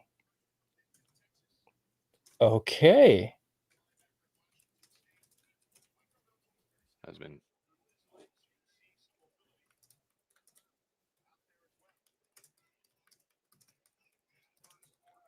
Did not see that coming, even though we were just talking about it, 20 minutes ago. Yeah. Yep. Definitely did not see that coming. Well, that is Jalen Lucas there on the run. It's going to be a third down here for Sperry's first collegiate third down. Let's see if they get him and doing some, go back and look at some high school tape with him. This guy likes to run the ball. He likes to play with physicality. Reminds me a little bit of a spark of Baker Mayfield in there, just the way that he plays. But he'll use his wheels if need be. I'm interested to see what Gus Malzahn draws up for the young man on third down. Yeah.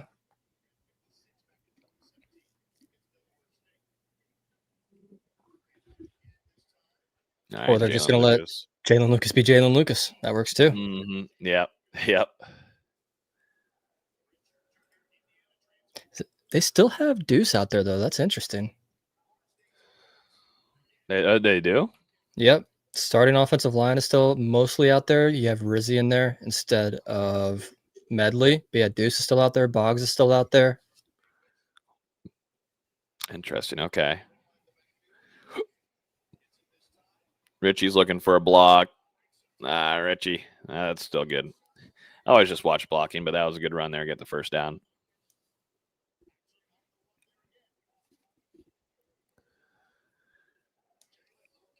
Yeah. Great run by Jalen Lucas. Shook a couple arm tackles. And that maybe Yep. could have been a horse collar there at the end, which Mike wasn't very happy that it wasn't. Yeah, it's pretty bad. There you go. Stan is saying we need a Kevin Sperry to Javon Boggs, freshman to freshman. I wouldn't be shocked if you don't see that. We'll see. FSU can keep this drive going. Here we go. Kevin Sperry, another pass here to Jalen Lucas. A lot of Lucas here, ladies and gentlemen. Everyone was wondering where he was earlier. He's here. Yep, he's here. He's arrived.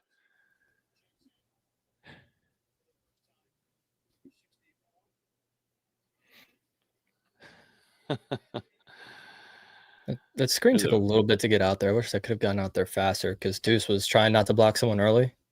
Mm-hmm. Yep.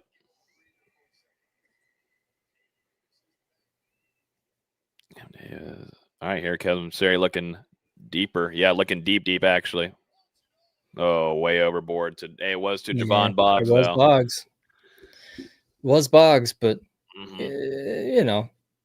true freshman in his first real pass attempt. I'm not counting a screen pass, and it's trying to throw 40 yards in the air. No, screen passes don't count around here. No. we had enough screens last year. When they started with the screen pass to Deuce Robinson last week, I'm like, nothing's going to change, and then everything changed. So, yep. Let's see what we got here. Cam Davis. Hello. First down and more. They have Rizzi in at right guard. They have Medley in at right tackle. So they're giving Pettis a break, it looks like. Oh, interesting. Okay. Oh, okay. Doing some shakeup here on the offensive line, testing a few things. Let's go, Cam. Yeah, that was a great physical run there from him. He showed up huge. He loves the weight room, but he's chiseled down a little bit, lost some weight, and he said that he feels phenomenal. Now it's time to put it together on the field. And to me right now, it's just watching his vision and seeing where things goes. I think think Gus Malzahn is going to give him a few handoffs here just to see, because that was the thing that was hindering him last year. V's, you just got to get down and understand where he needs to be. Yeah, absolutely.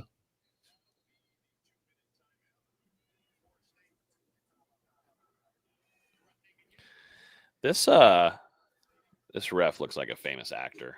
I don't know why. I can't remember what his name is, but he looks like a famous actor that I know. You're talking to the wrong person because I don't know movies. Nah, I just do not. Every time I'm playing Call of Duty with my friends, they'll be talking about some movie and like, yo, VZ, you seen this? I'm like, nope. I know. I'm the worst at that too. I don't know the names. That's for dang sure. I don't know the names. That's what I was going to do. I was like, maybe VZ will know to help me out here. I can guarantee I know even less than you. All right, so the final stats for Tommy Castellanos, 8 of 11, 237 yards, 3 touchdowns, and keeping that interceptions to 0 like he did against Alabama, 4 rushes for 7 yards. So his day is done, and what a nice stat line for him as well, making those big plays with Deuce Robinson and having just beautiful in stride shots to his big man. I mean, that's something that you were hoping you would see coming from USC from Robinson, but that chemistry looks phenomenal.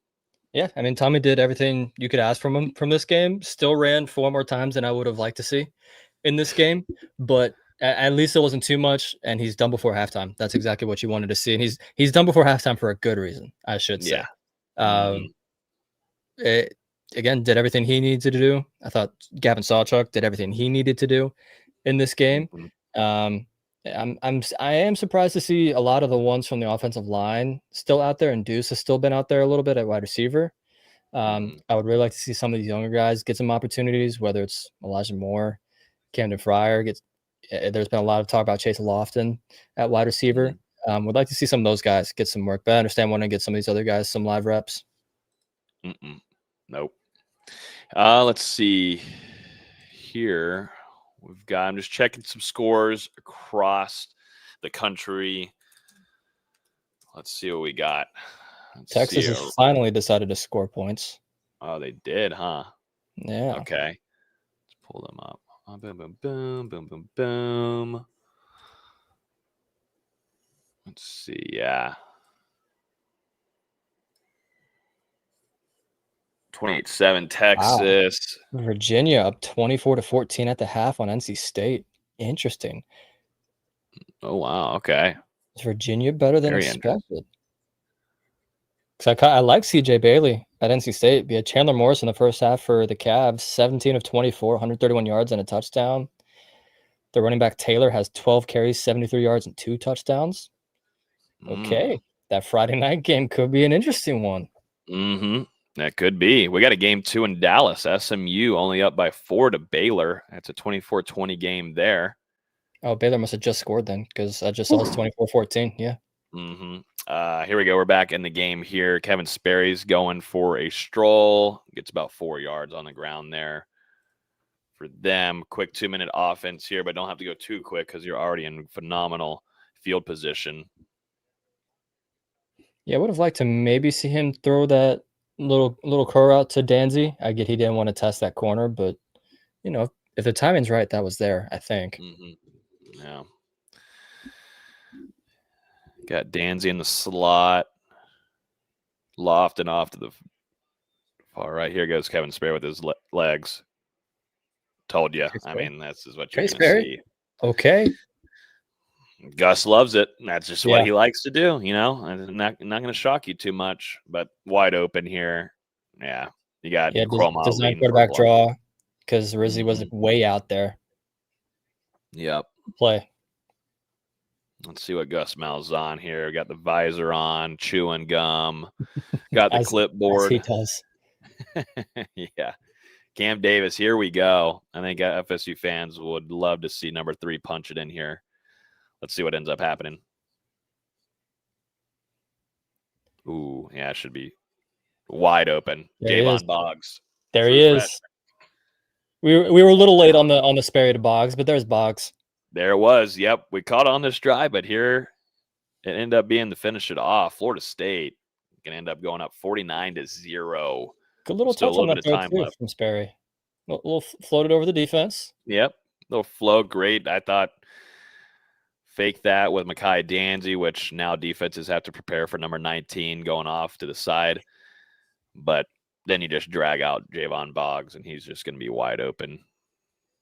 And here comes Weinberg, 49-0. Florida State absolutely dominating in this game, as it should be. This is how Florida State should be playing in these games. But when you go to last season, of course, it was concerning. But here we are. Yeah, that was a great play to freeze the defense because they brought Danzy out on the fake jet sweep. And I saw at least 3 defenders stand still in preparation for it. And then that just left Boggs wide open in the corner of the end zone. Mm-hmm.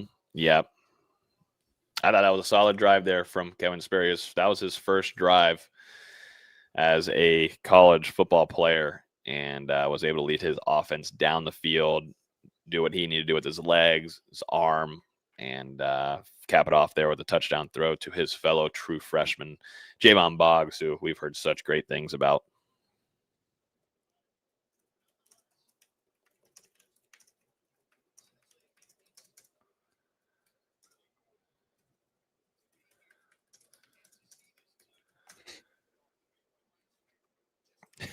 Almost got a 50 burger there. Almost. Before halftime. I mean, I said it was going to be 40, and they have 49 at halftime. So yeah, let's go ahead and put this out here right now.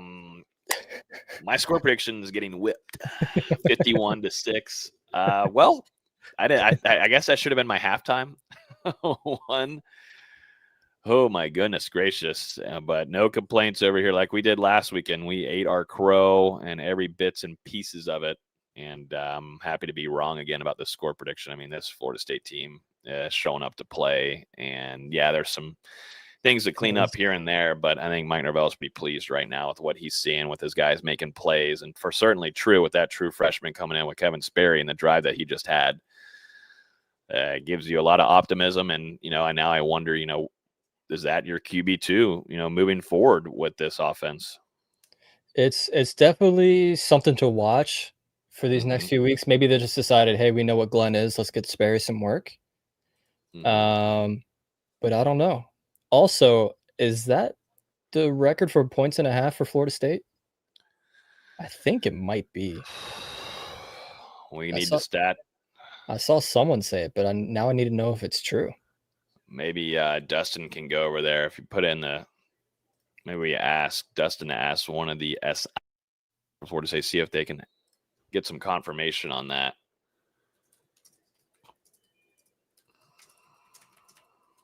Yeah, I'm gonna need some confirmation there. I wouldn't be surprised. I mean, 49 points and a half is a lot. Yeah, no, it is a lot. Now, here's the real question. Who is most likely to start a game of Hangman on the sideline? Who can recreate that picture for us? I think we'd get Tommy in there because he does know that tradition probably of Florida State and some viral things. So I'd add Tommy in there. I would add an Earl Little Jr. Because his day is already over. He might already just go ahead and start packing his bags and getting ready for what's going to look like for a good afternoon in Tallahassee. After this game, we need a big man, though. Ooh, who is that? That Desir? That was a really impressive taking the block on and leveraging his left arm out. Yeah, that was Desir. Is that Mandrell?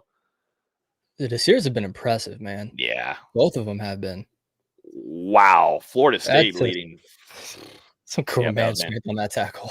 Mandrell, man. Shout out that Terrence Knighton's got to be happy about these two young men coming in, and so happens to be that they're twins. But Florida State leading the game 49-0. Big plays being made both offensively and defensively as well. If you're still hanging out with us, we're going to be here. We're going to cover the entire game. We're not leaving anywhere. We're going to enjoy the halftime. But if you're here watching, let us know where you're watching from, either which state you're from, which town. Let us know in the chat so we can bring it up here and see where you guys are coming from. But a really nice start for Florida State. Eddie's bringing up 56 against Delaware State. I don't even ever remember playing Delaware State. I'm gonna be honest. I'll need a refresh on when that game was. Okay, Neva's saying 56, so that must be it. Delaware State. When was that game? If you guys have any questions or topics too, throw them down in the chat as well. We'll get to as many as possible. I'm about to go reload on a drink and maybe bring in a beverage as this one is over, so we get to chill out and relax a little bit. That's why I don't remember it. It was 2017. Okay. What were you doing then? No, I was at FSU that year, but it was just that team wasn't that good that year. That was partying. No, I was not. I was probably where I probably was at a Florida State basketball practice. That's probably what you were doing. That's most likely. Renegade Fights here saying this is an awesome game event if you're up 49-0 because we can get everyone in the game to get experience for games down the road if needed. Absolutely. More experience, the better. And as you could tell in that Alabama game, there's a lot of rotation that Tony White and both Gus Malzahn like to do. So you want to have your two deep ready to go, of course, but getting those third deep guys in there, getting some college experience is huge. Certainly, in football, because depth was my biggest concern for Florida State going into this season. And that's starting to become a lesser of a concern, but still, nonetheless, you want to get your younger guys out there, man. Absolutely, you do. Yeah, Desir Twins, K-Dog. What's up, K-Dog? 350 Desir Twins playing nose tackle looks great. They've been all kind of across the board there, defensive line, but a lot of them off to the edge, though, too, as well.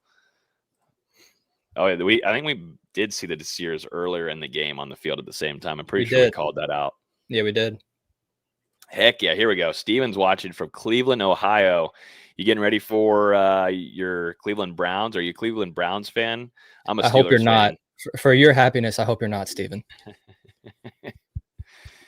Paula from Minnesota. Here we go.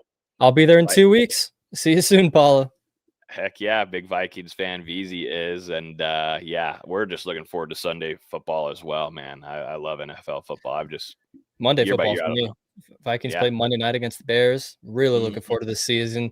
Still skeptical on JJ McCarthy. Shout out for us doing the draft 2 years ago live when we drafted JJ. And you weren't even here. It was Emily and Dustin, and everyone's just laughing like, "Oh my God, we took JJ." Yep. Wow. See, this is the thing, man. I love seeing this. All these people coming from everywhere. PCB's back in the house as well. Pensacola. Shout out to our people over there in Pensacola. Beautiful city there as well. Jonathan's tuning in from Panama City. And we got Crestview and the Cribbo as well. Yeah, Paula, big game for you guys over there for the Vikings. I'm stoked. I can't wait. Really cannot wait. I think the Vikings are going to be a lot of fun to watch this year. Mm-hmm. Yeah, I'm watching right now here too as well, and hearing Jimbo Fisher talk about Florida State is just Weird. making my mind freak It's out a weird. little bit. And Remember, he's having to talk very highly. remember 3 weeks ago when everyone's like, I wonder if Jimbo would be the Florida State head coach again. And now here we are, 49-0 at halftime, and Yeah, an I Alabama win later. I think we're good. Yeah. I think that's shut up that conversation. Here we go. We got Lakeland from Neva. Shout out to Lakeland over there. We've got Georgia. Zay knows going to be coming down for a game soon enough. I think that's kind of the case right now for a lot of people. Like, last year after just seeing how the team played and such, I wasn't up there for as many games, but now I'm just trying to now readjust my schedule because I'm down here with the Bucks for Tampa covering them. So I'm all over the place a little bit during the season. But now with Florida State being better, kind of like how we were in 2023, we tried to be everywhere, away game, home game, postseason. We try to be as on hand as possible. So right now we are kind of readjusting some things as we speak. Yeah, absolutely. Hell yeah, Fayetteville, kind of near you up there. And it's 2.5 hours away, I think. Not too bad. Not too bad. Yeah, Fayetteville's, it's Fayetteville. I won't say anything bad about it since he's here, unless he says he doesn't like Fayetteville. What's going on in Fayetteville? What's happening in Fayetteville? Nothing crazy. Nothing too wild. They just don't have enough concerts for you. That's the issue. No, they just don't have much of anything. Small town. Not really. It's not a small town, but it's not. It's just, I don't. Again, I don't want to speak too badly since the guy lives there. Let's see. Premier Youth Theater saying, my only complaint is that the lawn looks like mine. How much did that cost? Rolling. Knowles, don't know how much it cost. Too much is probably the answer you're looking for. It's probably quite a bit. I would say I feel like the Seminole head looks better, but I don't know what it is with the paint. It kind of deteriorates pretty quickly as games go on. Yeah, the garnet paint they're using hasn't been the best so far. I haven't seen the freshman running back yet. I would put them. Oh, we see. If you're talking about Usman Kroma, he's been in the game. He was started. Yep. He didn't start, but he was there in the first quarter as well. So he's been out there, number 32. Right now, he's got 4 carries for 17 yards. Granted, most of those came on one 14-yard rush, but he's been out there. Mm-hmm. Yep. This is Nuna on YouTube asking, hey, shout out Jacksonville, Duval. Great place over there. Where I was born and raised. Hell yeah. We love Jacksonville. Logan, would you ever come down for an FSU homecoming for their next game and comment with Austin and Dustin? Absolutely. The bigger is just me getting there. Hey, we'll get you there. You got friends, and that's where you grew up, brother. That's where you grew up. But yes, we would love to. But they're saying I'm assuming the next FSU home game or FSU homecoming game, whatever. It's hard to get to Tallahassee for a weekend. It really is. If it's not a long weekend, it's tough to get down there from Carolina. Mm-hmm.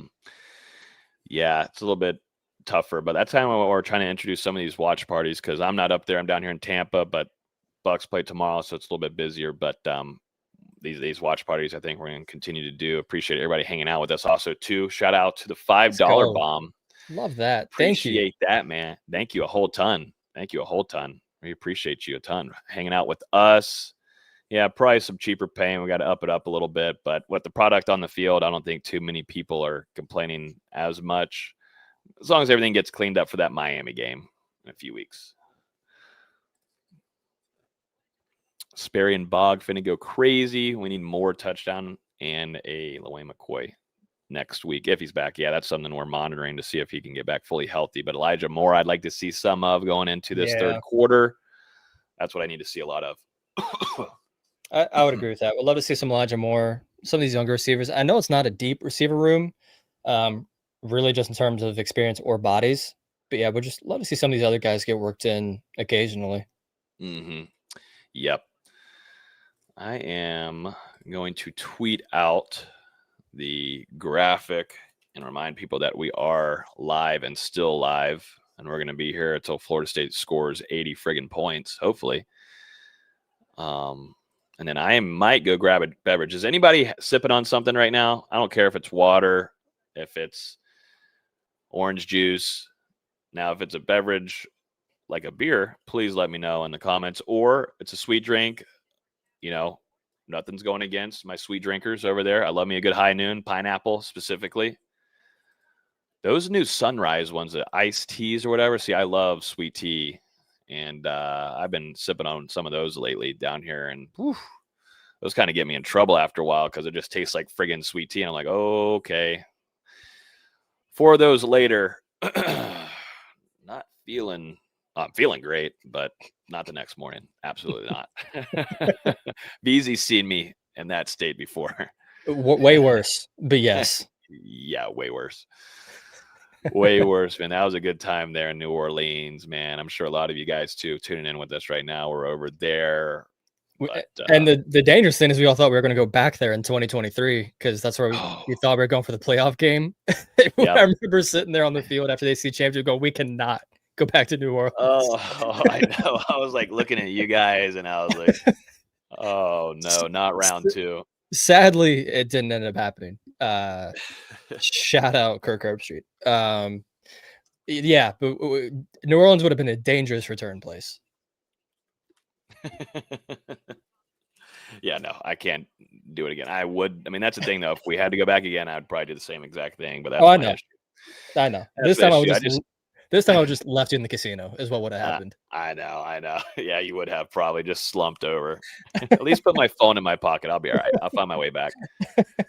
Also, too, shout out to everybody that I got to meet in Doak Campbell Stadium this last Saturday because usually, I'm up there in the press box. I don't get to see a lot of you guys as I walk in quickly to go get into the stadium. But this time I got to be in there hanging out with you guys. A lot of y'all, said, hey, what's up to me? And that means a lot to me. It also always does shock me that we have people that actually watch us. We just see kind of numbers on here sometimes, but interacting with you guys in the chat and you guys saying what's up to us in person and being able to chop it up a little bit.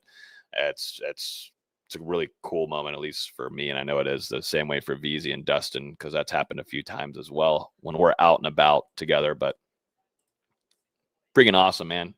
Yeah, it doesn't happen often for me, again, being in the Carolinas, but when it does happen, it's crazy. Like, I still don't believe it. It happened a lot when I came down to Tallahassee for Coach Hamilton's last game in March against SMU. A lot of guys saying, hey, I was just watching you all the other day. That stuff's crazy to me. Mm-hmm. Yeah, it really is wild. Oh, my. Okay, we got some drinkers, man. We got some drinkers. Let's just go through the cart. All right, Mango Cart. Shout out to Mango Cart because I didn't know anything about that until I met my girlfriend, and she loves Mango Cart. She had a Mango Cart last night while we were watching the Chiefs game. Mango Cart's really good. Mimosas, okay, that's perfect. You're just preparing and getting ready for Sunday, too, as well, because load that up for Sunday NFL football. Coors Light, keeping it nice and traditional there. I love it. Corona Light. Love me a good Corona with a lime. Sign me up. High quality H2O. That's what I was sipping on, but we are going to get another thing of this because I did wake up pretty sick. And I'm going to go add in some electrolytes into some water, but I do think I am going to grab a beverage. It's our debut of a watch party, man. You got to go hard. It is. Absolutely. Boom. Coca-Cola for me. 5 Mickeys. 5 Mickeys from Mike already, man. You might kill 10 before this game's over, but once you get going, though, it's hard stopping. But let me good Mickey. I'll be sipping on some of those tomorrow, watching some ball. Sam Adams Summer Ale. Really good. That sounds good. I don't think I've had a Sam Adams Summer Ale, but it does sound really yummy. Let's see. Thoughts on Sperry from Mac here. Man, I thought the drive looked smooth. I mean, everything that he needed to orchestrate and do on his end, VZ, I thought it looked good. And he finishes off with a touchdown throw. But I thought, too, just using his legs is something that Gus Malzahn and we had heard things of in those scrimmages, VZ, and we talked heavily about that this young man, that's why, this is, we'll see. We'll see if Brock Glenn has something hindering him or something why he's not QB2. But kind of Kevin Sperry fits this offense better than Brock Glenn. But I'll let you take the reins here. I'm going to go grab a drink real quick. I'll be right back. That's cool. I'll try not to talk shit about you too much. I mean, Sperry, we only got one drive out of him so far. He did have that one overthrow on the end zone. He did have an open man, but so far, at least showing good command of the offense, getting guys where they're supposed to be. It's really all you can ask for from a freshman quarterback in his first game action. That's what you want to see. I imagine we'll see him a lot more this game. Like Logan said, I'm curious to see if we just don't see Brock Glenn at all. And yeah, Sperry's just a better fit for this offense so far. We'll just have to see if Brock Glenn gets in there. As Mac asks, is Brock Glenn cooked? I can't bring up comments, unfortunately. That's Logan's job. Yeah, as Tim just said, he looks composed. That's what you want to see from a freshman quarterback in his first game action. Nuna Austin, was Logan a lightweight when it comes to drinking in New Orleans? Not really. It was a long day the day before the game, and we can leave it at that. I think we were out there early on Bourbon Street in New Orleans, and we were going until, at least he was going. I was just bouncing around seeing people, but Logan was going until 1 or 2 a.m. long night the night before. Hey, watch what you're saying. Don't listen to what he's telling you. It's the truth. It's the truth. The day before the LSU game in New Orleans was a long day because we got out there early and we were out there until like 2 a.m. I'm not lying. Yeah, no, we were out. Yeah, no, I would say maybe even later than that. I forget what time it was. All I know is I did not get a lot of sleep that night before the game. No, did not. We did not. I felt like absolute shit the next day. Let's just be honest there. I'm not going to lie to you guys. I felt absolutely awful. That was one of the worst hangovers ever. Because I started from like probably around 2 p.m. I was saying we got out there pretty early that afternoon, and I was just bouncing around because one of the people that I worked with from Florida State basketball was there, including a former player who was out there too. So I was hanging with them for a little while. Then I came back and hung with Dustin and Logan. At some point, Dustin left, and it was just Logan. It was a long night. Yeah, it was. It was fun though. It was certainly fun, and would love to go again. We got Seminole Siegel in here sipping on an IPA. A lot of IPAs. Atomic Torpedo Imperial. What a name for this one right here from K-Dog. I will say, y'all talked me into it. This is y'all's fault. It's not my fault. I'm sick right now. I woke up feeling awful, but with FSU playing the way it is, I feel better. But we've got a Yingling. My dad put me on these little flight, something light because we are not feeling too great. But got the Yingling, got the koozie. We're ready to go into the second half. With you guys. Now that you got your drink, I'm gonna go fill up on some more water. I'll be right back. Go right ahead. Thoughts on the offensive line today? What do you guys think there? I think there's definitely been some missed assignments, and that has to do with some communication that they've got to continue to work on. I think building chemistry is huge for this offensive line. You have Luke Pettibone, who I thought was one of your top transfers coming in just because you need that glue on the inside, and chemistry is massive. I'm down here with the Bucks and covering them. Graham Barton was a rookie last season for them. And, the biggest thing I asked him was, what's the hardest thing for you coming in as being a center? And it's the communication part and understanding not only what the rest of his offensive linemen to his left and right are doing, but also, too, the communication with his quarterback and what Baker Mayfield and what he's seeing overall and changing up things and making adjustments. And that's something as a center, it's really important. Now, the best part about Florida State bringing in Pettibone is that he was had a lot of experience being there at Wake Forest. And that's why, too, the rest of this offensive line, bringing in Adrian Medley, you also had Micah Pettis, Gunnar Hansen at left tackle. A lot of experience helps with that, but just a little bit of misassignments today so far. Some things they'll want to clean up, but luckily, this is why you have these games right here. You didn't have a tune-up game against Alabama to begin the season, but you do have two. You really have two, 3 weeks here to prepare going on the road to Virginia. I think some things will get cleaned up because they did show us, they can move people around, and I thought they did a great job of that against Alabama. But certainly, yeah, some things to clean up. But you're up 49-0.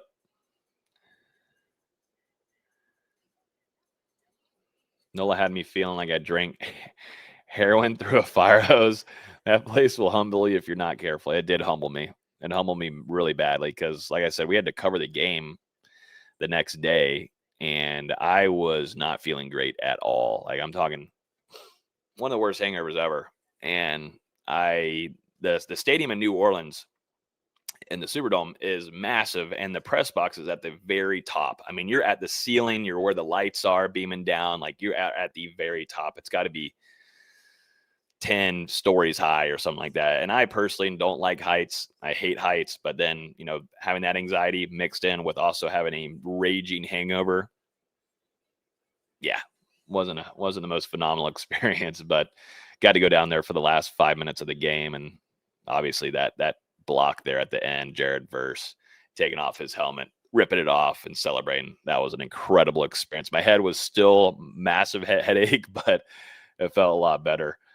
Football can really change things. Football can change your life, I'm telling you.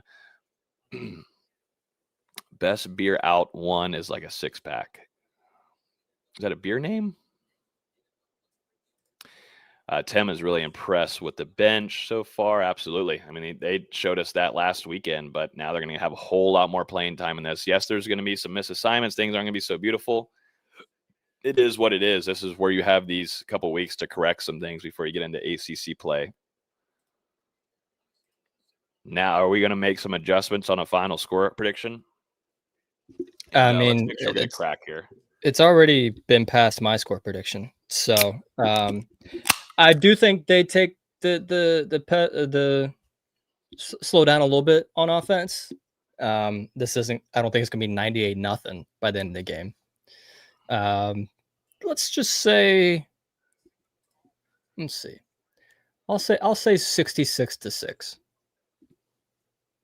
Why not triple six it? All right. Oh, wow. Okay. I like that. Sorry, I'm over here making sure we get our stuff tweeted out, reminding people that we are still indeed live. We ain't going nowhere. 2 hours in. It's the only halftime. Yep.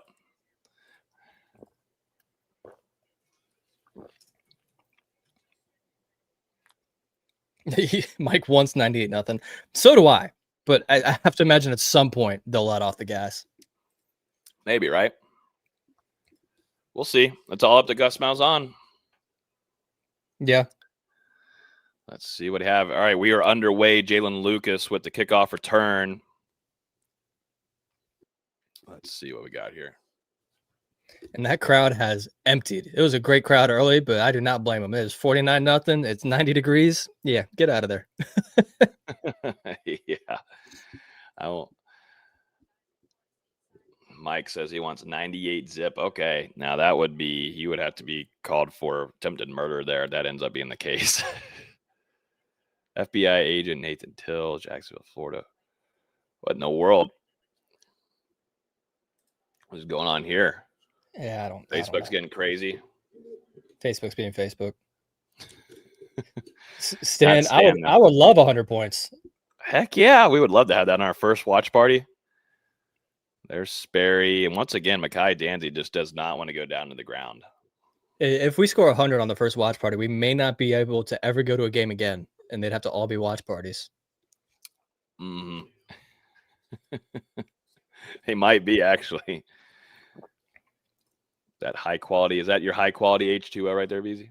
I upgraded to lemonade. Ooh, okay. Now we're getting a little wild, all right. Oh, Ooh, Chroma. Hello. Here we go. That's going to be an irritating thing for the Lions this afternoon. Is we're going to probably see a lot more Chroma in this game, but the longer this game goes, the longer this defense isn't just going to want to deal with a guy with the physicality that he brings. That happened whenever James Wilder Jr. was out there. That should have been a loss of 3, and it was a gain of 20. That was crazy. Yep.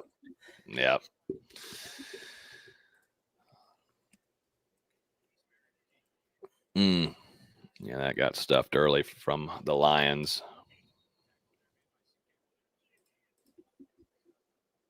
Make sure.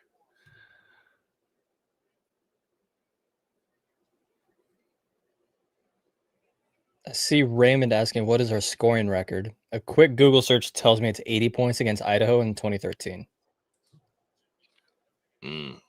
Yeah, I think it was 80. Kevin Sperry looks bigger, at least from TV here, than I thought he would look. He looks like he's bulked up a little bit. Oh, wait, this is Glenn. This is Glenn. That's why. But no, Sperry does look like he's bulked up. Yeah, we got Brock Glenn in the game. Yeah, we do. Nice spin move there from Brock Glenn. Okay. I really wish our quarterbacks wouldn't spin. I still have PTSD from EJ doing it in 2012 or whatever year that was. Yeah, I agree. All right, we've got Elijah Moore, too, in the game, number 81 as well. And we finally have the backup offensive lineman in as well. Is that Sandman Thompson in there, maybe? Mm-hmm. It's Andre Otto, 54. Oh, hold on. I did see Otto. I still saw Rizzi. Yep. Wait, Cam Davis down or what? Who else is out there? God, Cam Davis is built like Is a that friggin' little truck. I think that's Jonathan Daniels at right tackle. Yep, Jonathan Daniels at right tackle. Who else do we have in there? We'll get to that question here in just a second, Mac. See what goes through here with Brock Glenn. He's got to get the ball out quick, which he does. Amari Williams, watch out. He's going to follow his blockers here. Let's watch and see. Did he score that? Yep, Amari Williams. Let's go, Amari. Touchdown. Wow. I mean, Brock got lit up on that screen too. He did. I hope he's all right there. But 35-yard touchdown. Nice job, Brock Amari. Glenn to Amari Williams, man. And I love the blooking going downfield with some of those younger blockers as well. Is Jonathan Daniel and Andre Otto out there? It looks like the line right now is Lucas Simmons, Jaden Todd, Jacob Rizzi, Andre Otto, and Jonathan Daniel is your backup offensive line. Yep.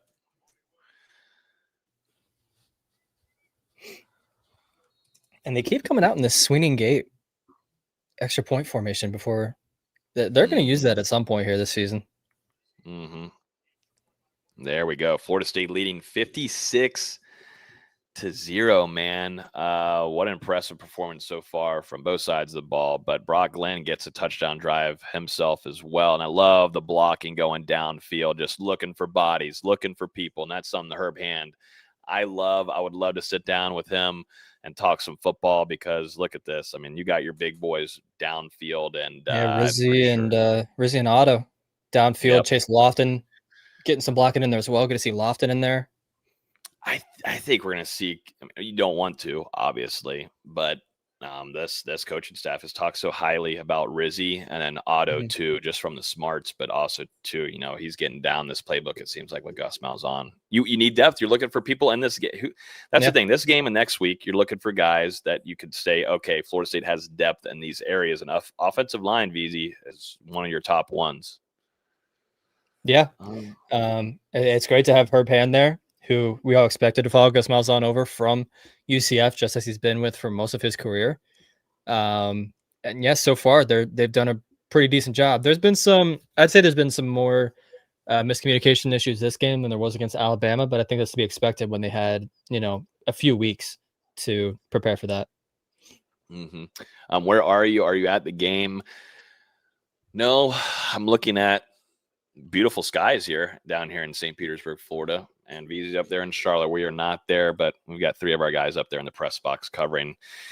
Likely going to be up there for the Miami game, though, which I am certainly looking forward to. Miami's got to take care of business, though, in the next couple of weeks to make sure they do their thing as well. But you could see both teams being undefeated. That could be a college game day in a couple weeks. Their game against Florida could be college game day too. Granted, Florida's got some games before then, but the big 3 is looking alive and well so far through a week of college football.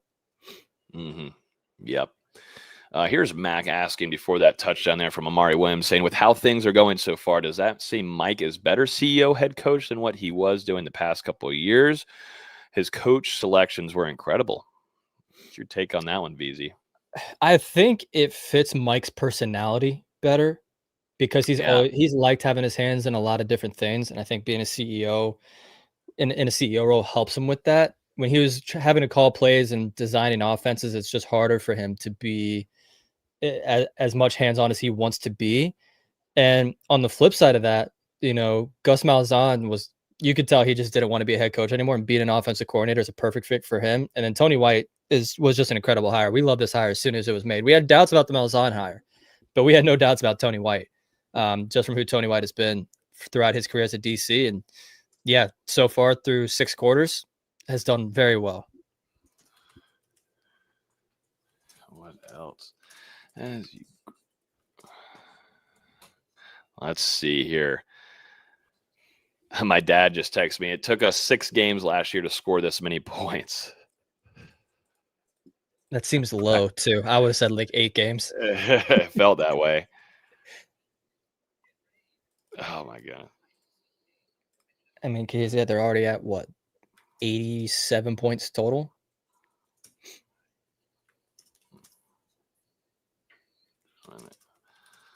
Just catching up on some things here.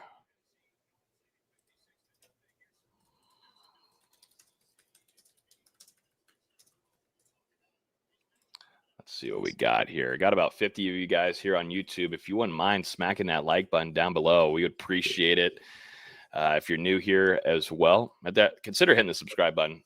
We got a lot of videos coming your way, including live shows like this, instant reactions to games, also to previewing stuff. And then we try to go live on Mondays as well to give you guys the latest from Mike Norvell, injury reports, et cetera, et cetera. But would definitely appreciate it too. And I think we're going to probably put together maybe some picks here and just a few as well. So stay tuned for that. Get you guys ready for some Sunday football action, which I am beyond stoked for tomorrow. Yeah, I don't know how much I'll watch tomorrow, or if I'm just going to sleep all day and get ready for the. All day. You'd be surprised. No. You ain't sleeping all day. No. You'd be surprised. And just prepare myself for the Vikings-Bears game on Monday, because you got to be energized for that. Nah, you're watching that Steelers-Jets game, baby. Go Steelers. Here we go. Well, I don't know if I'm going to watch Steelers and Jets. That sounds awful. You're full of it. I don't know that I want to watch a 13-10 game. Nah, it won't be that way. We're scoring. Nah, we're putting up a lot of. Oh, someone's really hurt.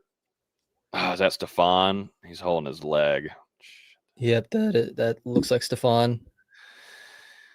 Which he's dealt with some injuries in his career. Oh no, that's LaWayne McCoy. That they're saying LaWayne, but it might be Stefan. Because was LaWayne still hurt?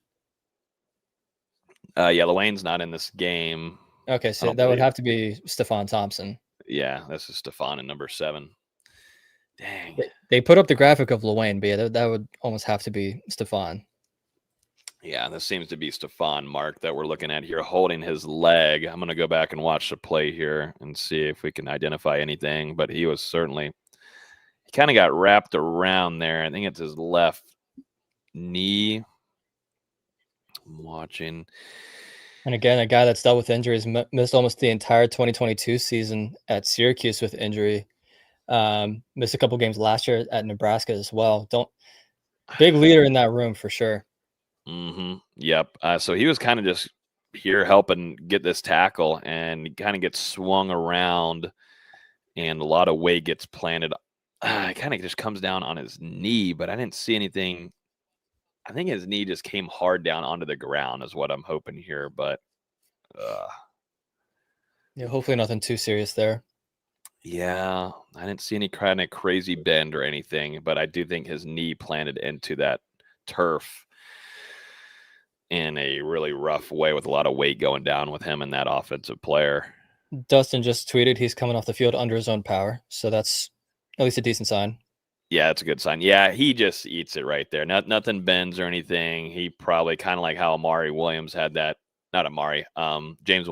injury earlier, kind of taking that thigh shot. It seems like it's that case for Stefan. So we'll just see. All right, so that's what Dustin said. We'll keep an update there.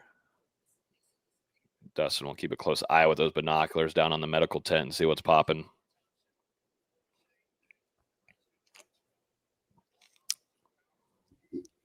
Okay, yeah, he was walking fine, it looked like there. Yeah, hopefully just a stainer. What in the world? Why is Jake Paul at the I know, FSU I saw game? that earlier. Hopefully he's making a hefty donation to Battle's End, is all I'll say. That would be appropriate. What in the hell? Don't think I would see that coming. Yeah, I'm not sure why he would be there. I don't even have a guess.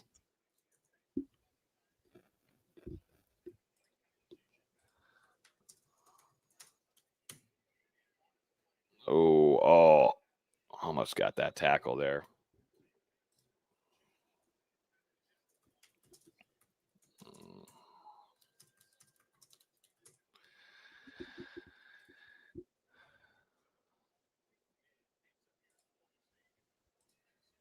Let's see.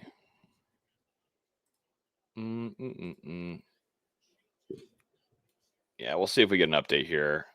Do we have an update on Squirrel? Whoa, NC State. Where did NC State come from? Hello. NC State with two straight touchdowns to open the second half. They're up 28-24 in Virginia. Uh-oh. Oh, wow. Okay. All right. Up. Running the ball here. Got two of your walk-ons coming here trying to get the tackle. They were able to stop them here and create a fourth down. Let's see. Yeah, we're waiting on an update here on Squirrel White. He's not on the field. That was a good stump by Desir to force the quarterback out of the pocket. That was I gotta learn which Desir is which. That was Daryl that came on the twist on the outside, forced the quarterback up. Good little play. Absolutely. We're getting an update here for you, Stan, but it's looking like they're not able to find him on the field on the sideline. That's what I'm trying to get some confirmation at.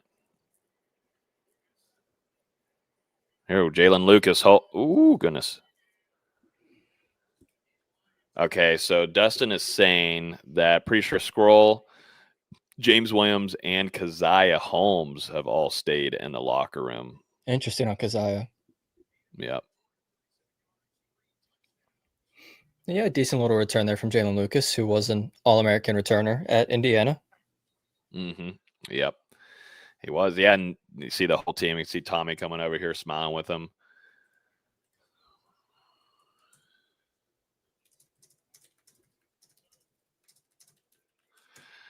All right. So, yeah, that's what the update is there. We'll see if those guys come or not. Here we go. Florida State's offense back out onto the field. This is Kevin Sperry with a handoff. This is Singleton. Some people kind of forget about Samuel Singleton. I mean, there's so many running backs in this room, but he was one of those kind of bright spots if you're looking back at last season and had some of those flash plays. You know what he can do, too, in special teams. But yeah, plus they had that kickoff return at Duke. The only good play from that game. Mm-hmm. Yeah. Yeah. Literally. Mark's asking, do we pitch a shutout? Well, at this rate, it seems to be that case. It's going to be intriguing to see what this defense in the 3-deep does. How cool would a spiked baseball be in Tony White's second game calling plays for Florida State? Oh, be sick. Be awesome. I couldn't even tell you the last time there was one. Yeah, when was FSU's last shutout? now I've got to look. It'll take me all quarter, but I'll find it. Hey, you'll find it. We got Edwin Joseph, bro Rawls hanging out on the sideline, chopping it up with Tommy Castellano. So we've got a 3rd and 5 here for Kevin Sperry. Usman Kroma in the backfield, taking a shot wide open. Usman Kroma, who's just going to walk in the end zone. Let's go. Easy for number 32. Great play call there. Absolutely gorgeous. Wide open shot. Freshman. Gotta love it. Yep. 2 touchdown passes for Kevin Sperry in his college debut as well. Not too bad. Love to see it. Love to see Kroma get in the end zone.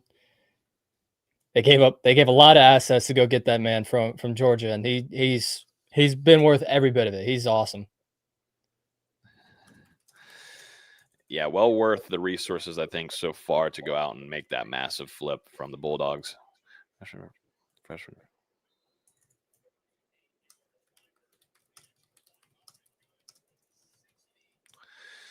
Wow. Florida State is just absolutely dominating this game. I mean, we knew that they'd come out and play how they should. Yeah. But there's a lot of stuff going on and, off the field right now and, with one of their brothers and everything. But they're playing very hard for him, and you can easily tell this team. They have a bond, man. They have a bond, and that's something you love to see early on in a team because it can take you in a lot of different places because this team is going to go through a lot of adversity this season. They already are as we speak, but long season ahead, ladies and gentlemen. Yep, and I have found the last shutout. It was a gross one. 14-0 at Boston College, September 8th, 2015. Oh, wow. They should have had one at the end of that season too, the infamous 27-2 game against Florida. Mm-hmm. Yeah, 14-0. Gross. Wow. Wow. That's crazy. It might. We're on pace. Let's see what happens, man. Let's see what happens. The 2 touchdowns from that game were God. This is crazy. The 2 touchdowns in that game were a 9-yard pass from Everett Golson to Travis Rudolph, and then a Jalen Ramsey scoop and score. Those were your 2 touchdowns that game. Wow, there's not much going on there. No. Let's look at the stat sheet here for Kevin Sperry. He's 4 of 5 for 61 yards and 2 touchdowns, a completion percentage of 80%. Let's look over here. 540 total yards. They're gonna Florida State. They're gonna finish above 700 yards at this rate. Yeah, and I think it's absurd. I think there's gonna be even more explosive plays just because the Lions they don't want any more of this. They're ready to head on back home. Your biggest play so far of the day is Mekhi Danzy on the rushing attack for 1 touchdown, 53 yards. Bye-bye. The biggest play is the Deuce 82-yarder. Yeah, that's true. Yeah, on the Come on, man. On the receiving, my bad. Receiving side, yeah, Deuce, and that massive play there. He's done for the day. He's been done since the late second quarter, but Florida State up 63-0. The defense is back out there on the field. Like I was saying earlier, I want to see how KJ Sampson works here on the inside because I think they'd like to see him take that next step there because Daniel Lyons has shown us that he has came to play to begin this season. We're going to see some of these Desir twins. Well, right now they've got Jamori. Oh, my goodness. Who was that? Oh, that's Hebert. Is that Hebert? Hello. Is that Hebert, Hitman Hebert, something like that? Hitman Hebert, yeah. Hello. Come on down and come get you some. Yeah, go ahead and take a break. Get to the sideline for a second, bud. That had to hurt. Yeah. Some safeties are coming down across the field. Mm-hmm. Shout out to Evan Cooper, man. Came with Tony White, previous head coach. Yep. And he's their safeties coach for Florida State. These guys are coming down and playing hard and hitting. They got one of the Sears at tackle. Who's that other tackle? 91 is that Ty Coleman? Yep. Ty Coleman's in there. Okay.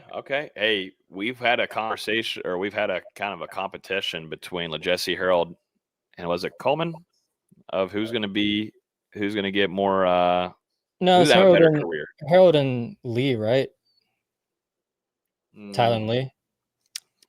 Yeah, it was a previous Ole Miss. Ooh, and yeah, that's eaten up alive. Cottrell. Is that Amari Williams? That is Amari Williams and AJ Cottrell. Amari gets the touchdown, also getting a sack. What was the last time that happened in college football? Dude, that is sick. He said he wanted to be a two-way. Yeah, so Cottrell gets that sack there, but Amari Williams comes and helps and cleans it up. Wow, what a play. Okay, Amari, I see you.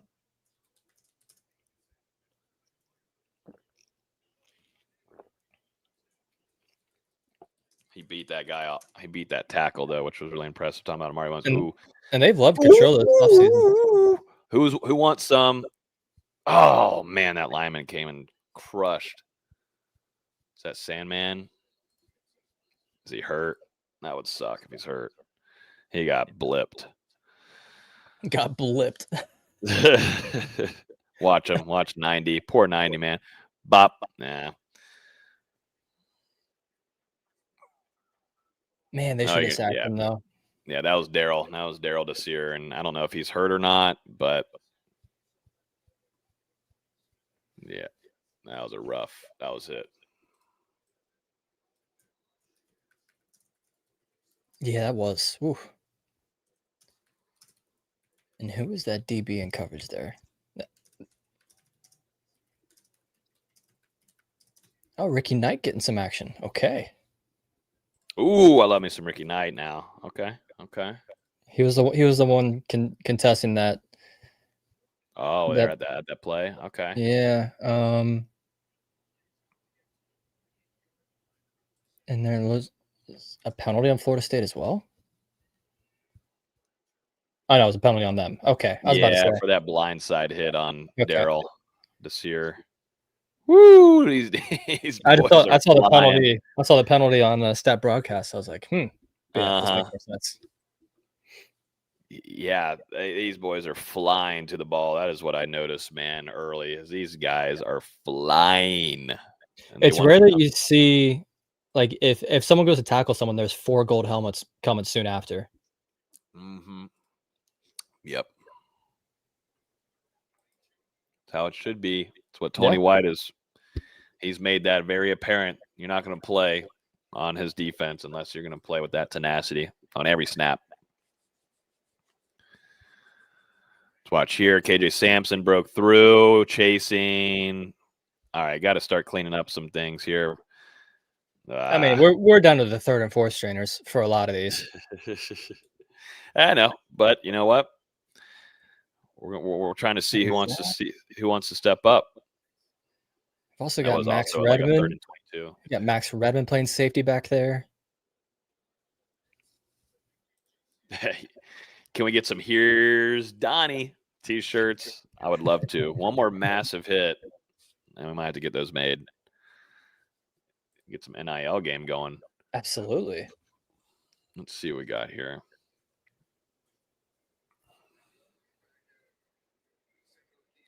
"119 yards after that drive for East Texas A&M.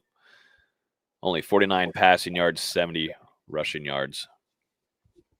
After that drive, though, East Texas A&M is up above 100 yards for the game. There you go. Congratulations. They have run 36 plays for 119 total yards. Mm-hmm. All right, there we are, man. Yeah, we're seeing a lot of these youngsters in there. It's going to be a long drive here. That's a touchback. Oh, okay. Oh, I didn't see that. Can't believe I'm getting mad about it. What should be a touchback? It's 63-0. 63-0. In the 3rd quarter. What a time to be alive, man. What a time. We deserve this, though. We deserve this. Everybody deserves it after last season. Oh, man. And I should have said after that last touchdown by Florida State, they have surpassed their season total through 6 games last year. Okay. I just got a message here from Dustin. Stephon Thompson just came out of the injury tent and rejoined the defense on the sideline. I don't think we saw him out there on the field. I doubt they'd want to push him out there anyways. No. But good to see that he's out of the tent, rejoined the defense on the sidelines. So that's a good thing. Yeah, let Cottrell and I guess Omar get some work because Omar was out there at linebacker in that series. Mm-hmm. Oh, wow. Yeah. Yep. What are we looking like scores across the country? Let's go take a peek at that. Why don't we? Let's see what we got.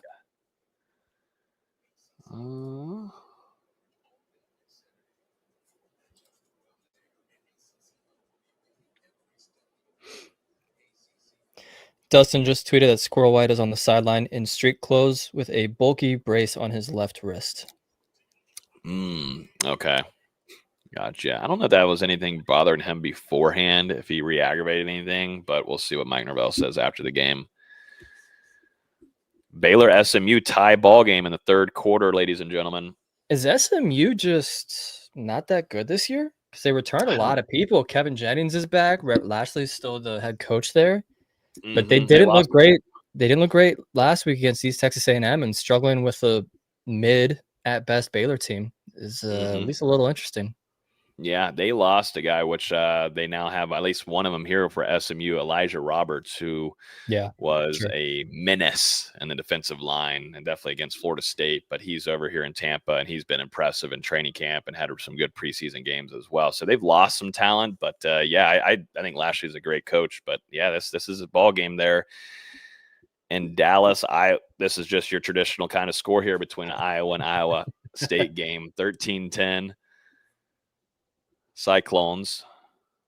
Texas Tech is putting that one away. Kent State is who Florida State plays after their bye week in 2 weeks. I'm going to put this NC State Virginia game on the TV behind where I'm watching our game. 35-31 entering the 4th quarter. That's a ball game in Raleigh.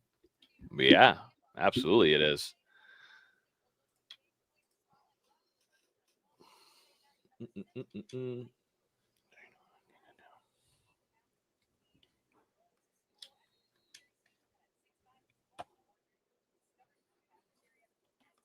Let's see here. That's Brock Glenn, actually. And there's some Chase Lofton for you. There we go. That's what I wanted to see. They really talked highly of Chase Lofton this offseason. They like a lot of these freshmen, more so than they have in years past, it seems like. Mm-hmm. Yeah. Boggs. Stan says he wants more. He wants more. I don't think we'll be seeing any more Boggs. Yeah, I think Boggs is donezo's here. We're starting to get a lot of sprinkles of some walk-ons in here as well.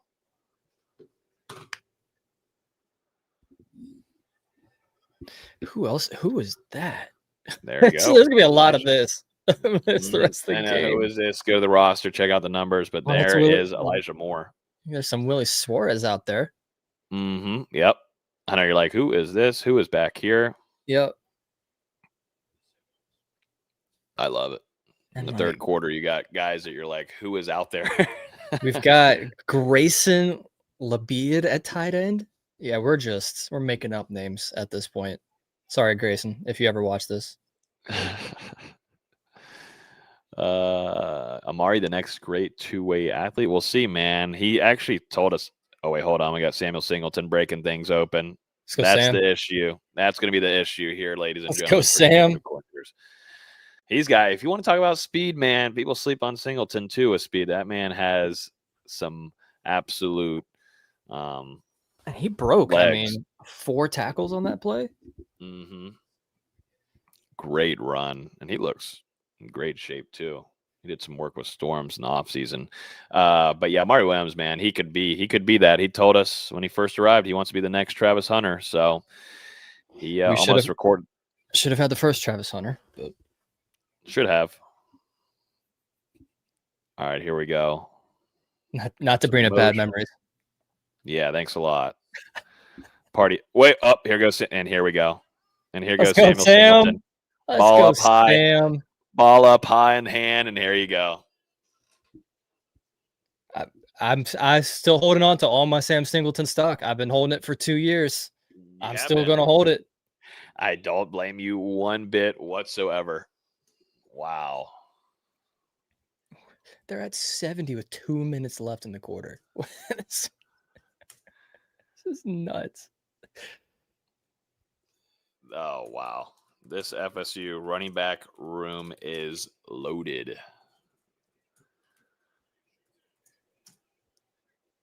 Wow. Shout out to Coach Yak, man. I mean, he always consistently is able to bring back talent back there. I know last year wasn't the prettiest. I think that begins with the offensive line issues, of course. But yeah, there's always talent back there since Coach Yak has arrived in Tallahassee. God, he's fast. I love the way he's holding that ball, too. High and tight. Don't lose that ball. Beautiful, beautiful play there. And Florida State is leading this game 70-0. And they have 101 points through 2 games or so far, and likely to get worse.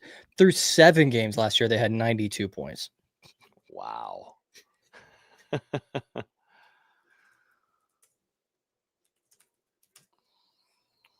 room is loaded.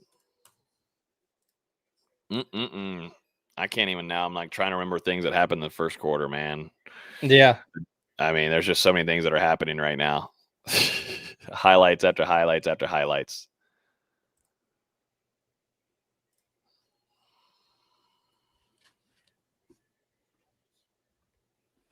What a just reverse from a year ago. Thank God.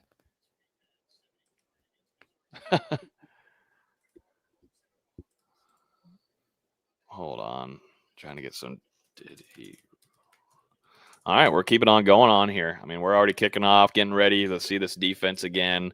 I want to see some more Ricky Knight. Maybe want to see Sampson. Some Jamari Howard, maybe. Yeah, we're going to see a lot of there's a lot of numbers that we were not going to expect too.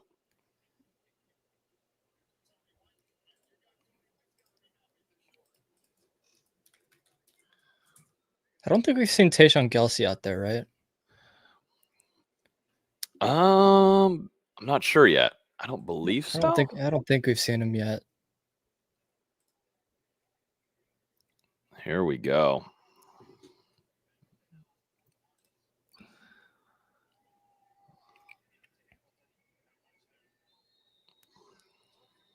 So this team now, Shamar Arnu's in the game, number 15. This staff has loved what they've seen from the true freshman since arriving. He was really fighting for almost a potential starting spot. That's how good this guy was impressing since arriving. Keep an eye on number 15, ladies and gentlemen, there at the bottom of your screen. Didn't dress last week. Not sure exactly why, but he's played ever since the second quarter of this game, I believe. Mm-hmm. Stretching something out there, it looks like, though.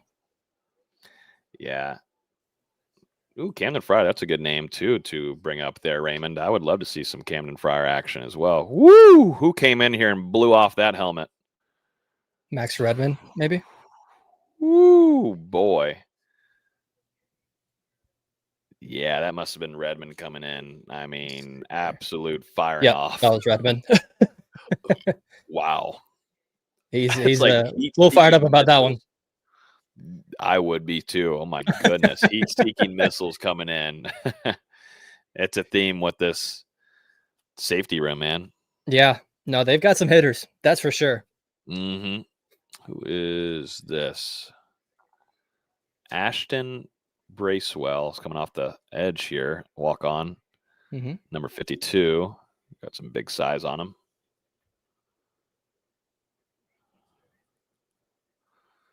Redmond. Tylen Lee is out there at D-line. Yep. I love seeing Redmond. He just keeps on coming down. He's coming to hurt people.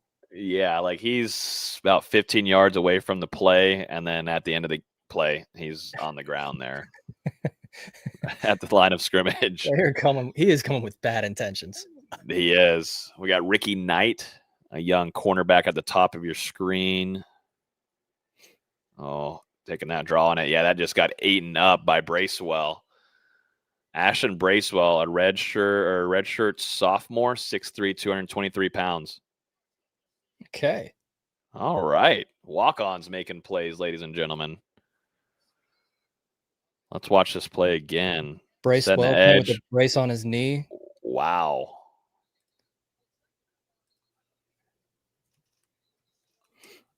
Good for him. That I know. Look at Juice Crier going crazy. Love to see it.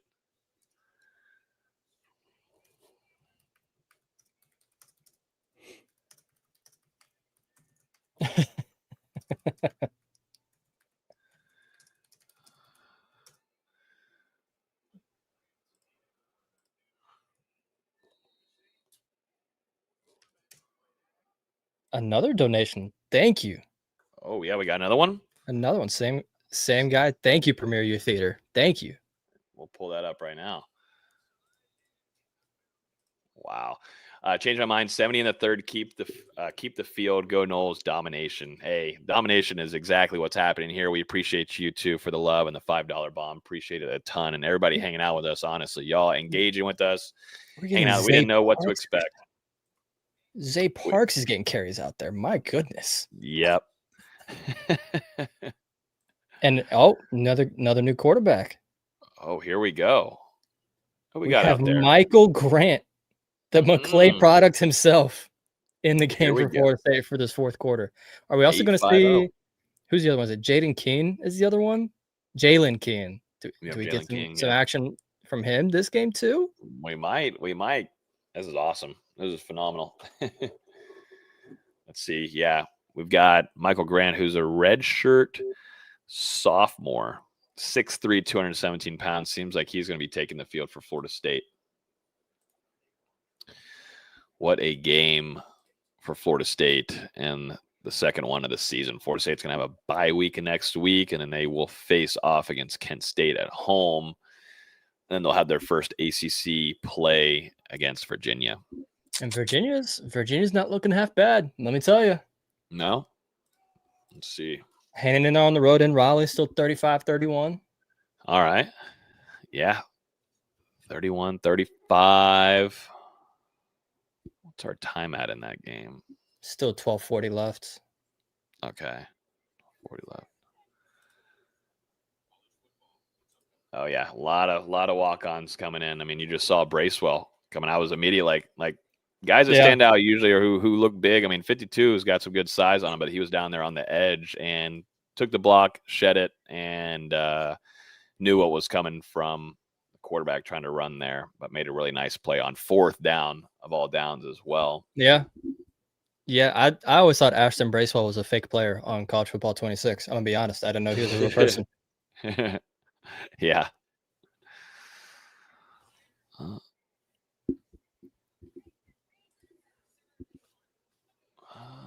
Let's see.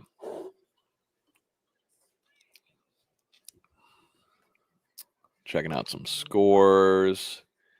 Penn State only has 20 up on FIU. That game started at 1 or 1:30, I think. No, they're in the 4th quarter, man. Well, are they? Yeah. They're only 20 struggling with points. FIU? They were like 41-point favorites. Mm-hmm. Yeah. Hey. Thank you, Mark. Bomb here. Hey, shout out our guy, Mark, man. You were calling the plays earlier. You were. I don't know. Call that vertical shot. I was going to say you got something going on with Gus or not, but hey, appreciate the love for you. Love hanging out, doing these kind of things. This is our first time doing a watch party. I think we are going to do another one for the Kent State game in 2 weeks, so you'll see us again. It'll depend what time the game is because I'm flying to Minnesota that day. But if it's a 3:30 or 7 game, absolutely, I'll be there. Yeah. So either it'll be VZ and I, or maybe it's by myself. Maybe I find somebody, but if not, hopefully VZ will be able to join in, and we'll do quite a bit more of these. But we're enjoying it as well because we usually do an instant reaction no matter what. But to give our live reactions, I think is even more fun. And then another one here from Mike saying, "Love both sides of the ball. Could we see our cheerleaders score at this rate?" They might. I was going to say, we might see the cheerleaders get involved. Some of the vendors and the concession stands might come down to ship. Even my dad might be able to get in a few snaps. Maybe Dustin. Maybe we get Dustin in some pads. Put his hand in the dirt and see what he's got. Man. But hey, this is what we love to see. This is how games should be played when Florida State's at its best. And right now, we'll see. It's an early part in the season, but it's certainly they're garnering our respect early on. All right, so we got a walk-on quarterback here, like you were just saying, VZ. 850 product. I lived on the north side of Tallahassee. I went to Childs, but we're really close nearby at McClay over there, a private school. But this has got to be a phenomenal, awesome moment for him and also to his family. It's got to be so cool. Absolutely. And it's still mostly the same second unit lineman. Looks like a new center. Is that Sandman Thompson in there at center now? Okay. Okay, we got Sandman in. Now, who? There's Tayshawn Gelsey. That was Zay Parks. That's Zay Parks. We also have Tayshawn Gelsey's in the game now. Camden Fryer's in the game now. Watch party vibes are great. Appreciate you, Stan, hanging out with us. Pam, too. Great program. Hope you guys keep it up all season. Hey, we're going to do our best. I know some of these games will be in person. Yeah. But if it's like my schedule just gets a little tricky because of the Bucs season and having to go to a lot of those games. But so I won't be traveling a whole ton. So more of these we can do. We're going to try to do. And then I'm planning to be at the Clemson game. I don't know about the other two, but usually the Clemson ones we all try to do. Yeah. Yeah, this year, most certainly. I'm already going. My family's going and going to be staying with them, so I'll be up there. But then I'm also kind of like overthinking Virginia. I mean, I won't be at that game, so we most likely will do a Friday night watch party on here, which probably maybe Dustin will be able to join us in. We'll see. Maybe. We'll see. If it's going too well like this right here without him, we might just need to keep the chemistry like this, And I'm okay with that. Dustin sometimes gets in the way of things. Kills the vibe. Oh man, he's catching strays up there. I know he's so mad about himself. He's so mad about those bagels that he had to eat this morning. I know he's so pissed. He's starving right now and everything. And then someone's gonna clip this later. Then, dude, they were talking some shit about you in the fourth quarter. Yeah, I mean, there was not much else to talk about. I mean, when you got an ass whooping like this, I mean, we get to talk about Zay Parks in here, and didn't think we'd be talking about Zay Parks running over people, but that was a really nice run there. We didn't think we'd talk Zay Parks. Didn't think we'd talk a lot of these people. I didn't think we'd be talking about Max Redmond coming for heads. No, didn't think we'd be talking about Michael Grant. No, didn't think we'd talk Willie Suarez today. That wasn't on the game plan. Yep. Or Christian White. Yeah. Homeboy who just had that. Bracewell. Homeboy who just had that tackle for, or not tackle for loss, but made that fourth down stop as well. That was Bracewell. Bracewell, yeah. I mean, like, holy crap. I'm like looking at some background here of Zay Parks and stuff. He played at Crestview, battled injuries throughout his career there in high school, but totaled 1,664 all-purpose yards, 17 touchdowns, while averaging nearly 6 yards per carry. Not bad. Yeah, not too shabby. I'm trying to figure out who Michael Grant could throw a touchdown to. That would be the best thing ever. I'm trying to figure that out. Like, what's the best possible solution here? Well, if we want to please our chat, I think we got to get Elijah Moore a touchdown here. Yeah, Elijah Moore. Personally, I would like to see Camden Fryer just because I met the family, was there whenever Camden was giving Quindarius Jones fits. And Matt Fryer's a legend in Florida State history. Yeah, I'd be cool with the Camden touchdown from Michael Grant. I think that'd be a good resolution. Absolutely. All right. There we go. Off to Zay Parks. Stuffed up there. I do want to look at Lucas Simmons here a little bit and see how he looks at the tackle position, because Florida State does want to find its depth pieces, and they feel highly on Lucas Simmons. But they knew that he was very raw coming as an international guy. Let's see how well he's developed under Herb Hand here. And the starting O-line is all seniors, so you're going to have to replace all 5 of those spots. Plus, Rizzi, I believe, it will be out of eligibility after this season. So you really got to find guys that you can rely on next season. Otherwise, you're going to be getting 5 new starters again next year too. Yep. Yeah, so we'd like to see number 79 at that left tackle position show you that he can make some strides as well. He's a tall boy, though. Goodness gracious. Did you see that stat? This is currently the second largest shutout in school history. The largest was 74-0 in 1949. Wow. I think FSU beats that here today. That is insane. What a crazy stat. I don't even know who that school was that they mentioned that was against. Whittingfield? Wait, is this true, VZ? Because I haven't played the new EA. Camden has been the fastest player for us. He's a dog on college football. You let him develop a little bit. By his 3rd season, he's got like 99 speed, 96 acceleration. Damn. Just send him on go routes and he's open every time. Nice. Hell yeah. Dude, I mean, he's speedy as hell. See him in person, man. That's why I've been wanting to see him get out there and get some burn. Give that man an opportunity, because he is really fast. He's white lightning. Oh, yep. Here, I've found. Is this a box score from this game in 1949? Please tell me it is.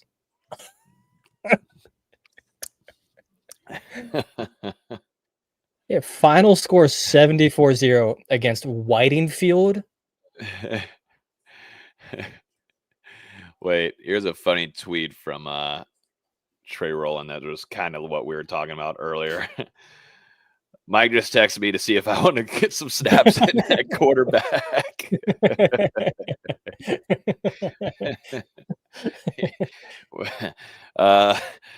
Oh, shit, I'm getting called in. I got to play ball.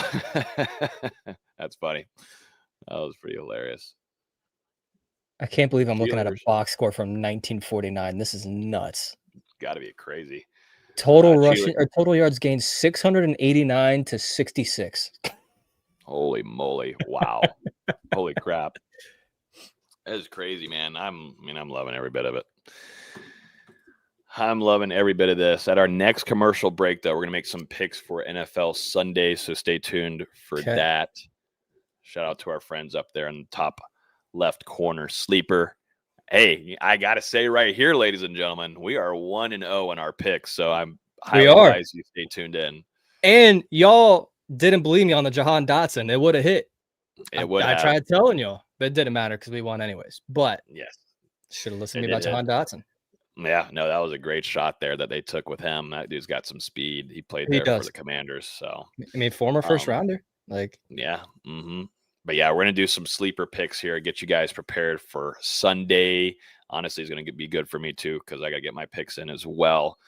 So we'll make those picks at this next commercial break. So we'll need y'all's help as well for that. Ooh, Michael Grant fumble. He got sacked and fumbled. 98. Lucas Simmons gonna have to try to strip this ball out. Can't get it. Tough. That's not what you want. Nope. Ruh-roh. Don't want that. We can't blow the shutout now, guys. Please. No. We need this. We need it. Come on. I love them all still being fired up for the guy down 70-0. I know. Yeah, the corner just came on a blitz. No one picked him up. Yep. That's just tough. Tough. Put the cheerleader in, take Grant out. Who knows? We might see Stacy get in here. We'll have to see. It's either gonna be Stacy or Rebecca. I don't know yet. I'll have to check the film. Oh, yeah, that's all getting up. 1, 2, 3, 4, 5, 6 guys in Garnet there. Yeah, Kiwi's got to read the pressure. That's tough. And his first collegiate game, practically, and not having a whole ton of experience there. But that's just a good play there, too, by that cornerback coming in. Yep. Good play call by the defense. Good play by the corner to not get fooled by the play action.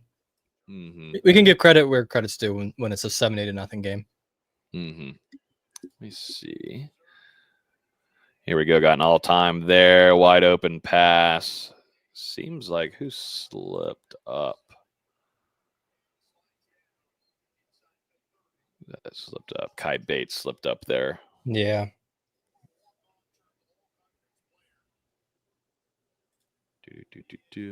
Come on, guys. Don't blow the shutout, please. Come on. Need the shutout. Here we go. Got 3 on the line. Taking a shot. No, he's wide open. Yeah. We might not have a shutout here, ladies and gentlemen. No. Yeah, he was wide open. Dang. Yep. Cromartie Jr., not fast enough. Oh, yeah, that was Cromartie Jr., wasn't it? Yep.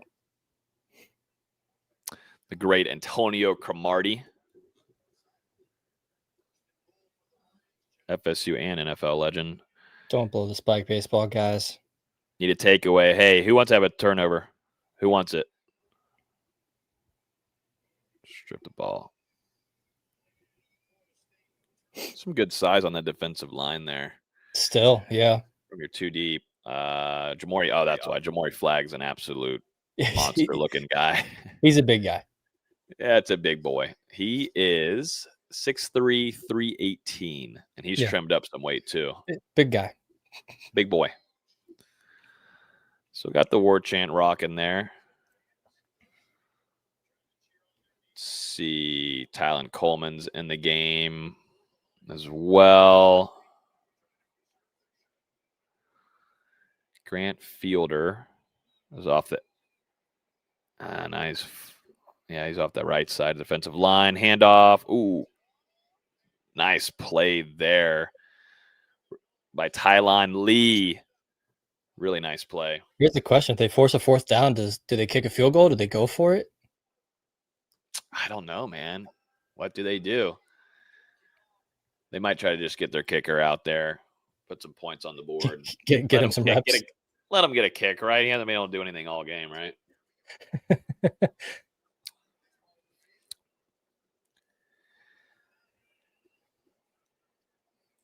All right, let's see. I mean, do they have to go for it, Stan? It doesn't matter if it's a touchdown or a field goal. They're not coming back. Pick. Oh, let's see. Is that a loose ball? They're saying incomplete for now. A lot of good pressure there. Hello. Yeah, I think that's incomplete. But I mean, great pressure. Mm-hmm. That was Antonio Cromartie Jr. coming in. Antonio Cromartie Jr., number 33. Okay. Great way to respond after that play a couple plays ago. We're going for a kick. Now, can Florida State block this? Unbelievable. They're really going to go for a field goal. Unbelievable. Come on. Block it. Let's see. Oh, man. Well, the Lions are on the board. No shutout in Doak Campbell Stadium, but it's 70-3. It's 70-3. I got to Unbelievable. Cowards. say. I guess Lions are cowardly. You know, that is the trope. But come on, man. Mm-hmm. What does a field goal get you? Come on, dog. Nothing. Come on, Cowards. dog. Come on, man. Let's see here if I can pull up. How do I get out of this? Let's see real quick. Jim says this is the major disappointment of the season. This is a major disappointment. Cowards. All right, let's see what we got here. Wow, did NC State just convert a 3rd and 12? Wow. Share screen.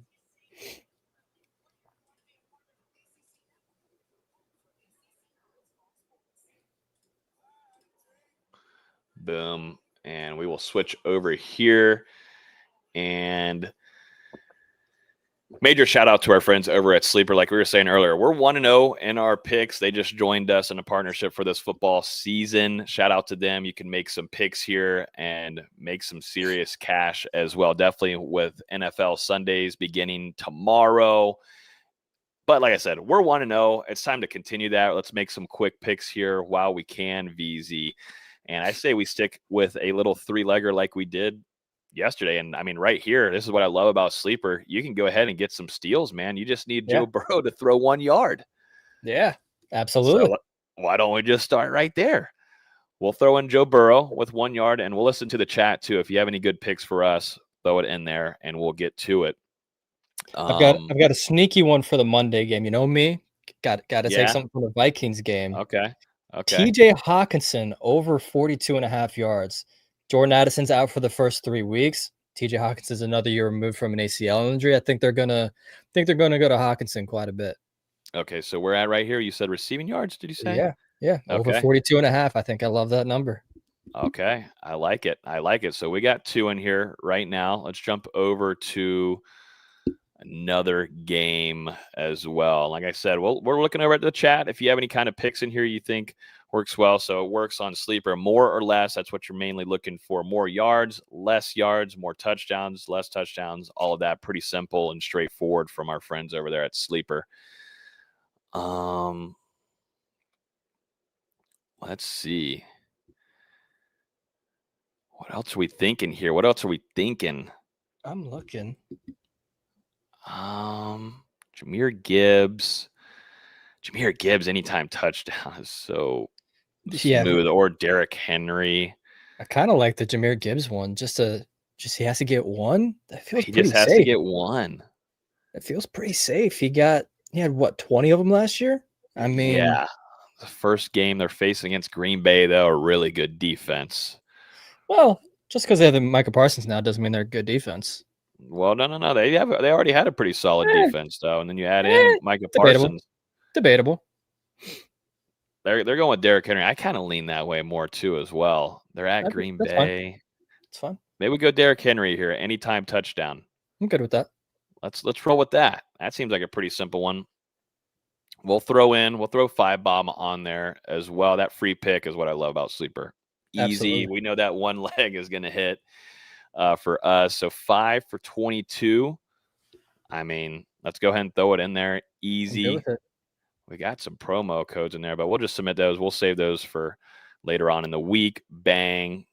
We'll see what ends up happening there. But shout out to our friends over at Sleeper. The NFL and college football season is here, which means you now have a chance to 1,000 times your cash on daily fantasy football. Football has never been better with more exciting players in the game, including college football players like Tommy Castellanos, Deuce Robinson. You also can bet on college football games as well. We would have done the FSU game if we could have done it here on Sleeper, but since it was a lesser opponent, they did not have that. But you can put on picks, including touchdowns, passing yards, receiving yards, fantasy points, and more, up to 1,000 times your payout on Sleeper. Get your picks right now, and you could win big. Also, too, if you see that code down there, you get a 100% match using code Noles. Use promo code Noles, and you'll get up to $100 match on your first deposit. Terms and conditions apply. See Sleeper's terms of use for details. Currently operational in over 25 states. Check out Sleeper today. Shout out Sleeper, and we are back like we never left into Florida State's ass whooping in Doak Campbell Stadium. And something just happened there. Who was that who just caught that ball? Zay Parks. No, Zay Parks on a handoff, and he was patient, waited for a hole to open up, and then pretty solid gain there of, what was that, 14 yards? Yeah, pretty solid. Yeah, yep. I like it. I tweeted the stat of Florida State having more points through 7 quarters than they did 7 games last year, and someone goes, community note, FSU did not play football in 2024. They played a 1-game exhibition in Ireland and took a year-long sabbatical to experience European culture. That's awesome. Yeah, they did not show up last year whatsoever. It has been great to kind of now start to erase that from our minds and look ahead at so many positives that you can talk about. Like we've been doing that for 3.5 hours almost. Yeah, like there's so many things. I can't believe we're here in the 4th quarter still. I'm stunned, but well, it's FSU football and ACC refs, and we're going to take forever on everything. Yeah. We're moving smoothly though. The second half's moving smoother. Can we agree? Is there a running clock yet? Do we know that? I feel like there should be at this point. There needs to be. I keep on thinking that's a 99 jersey right there, but it's got to be an 89. That's I know. Big boy. Yeah, I keep thinking the same. Who is that? That's Grayson. It's the Grayson guy. He's a big dude. That's a big boy. Grayson Labiad, 6'3", 258. He looks 30 pounds heavier than that. He looks like another offensive lineman. Mm-hmm. Who is this on the carry? We got Jeremiah Johnson, number 30. Is that Jermaine's brother? I think it is, right? It's got to be. Yeah, it is, because he's got the same braids and everything.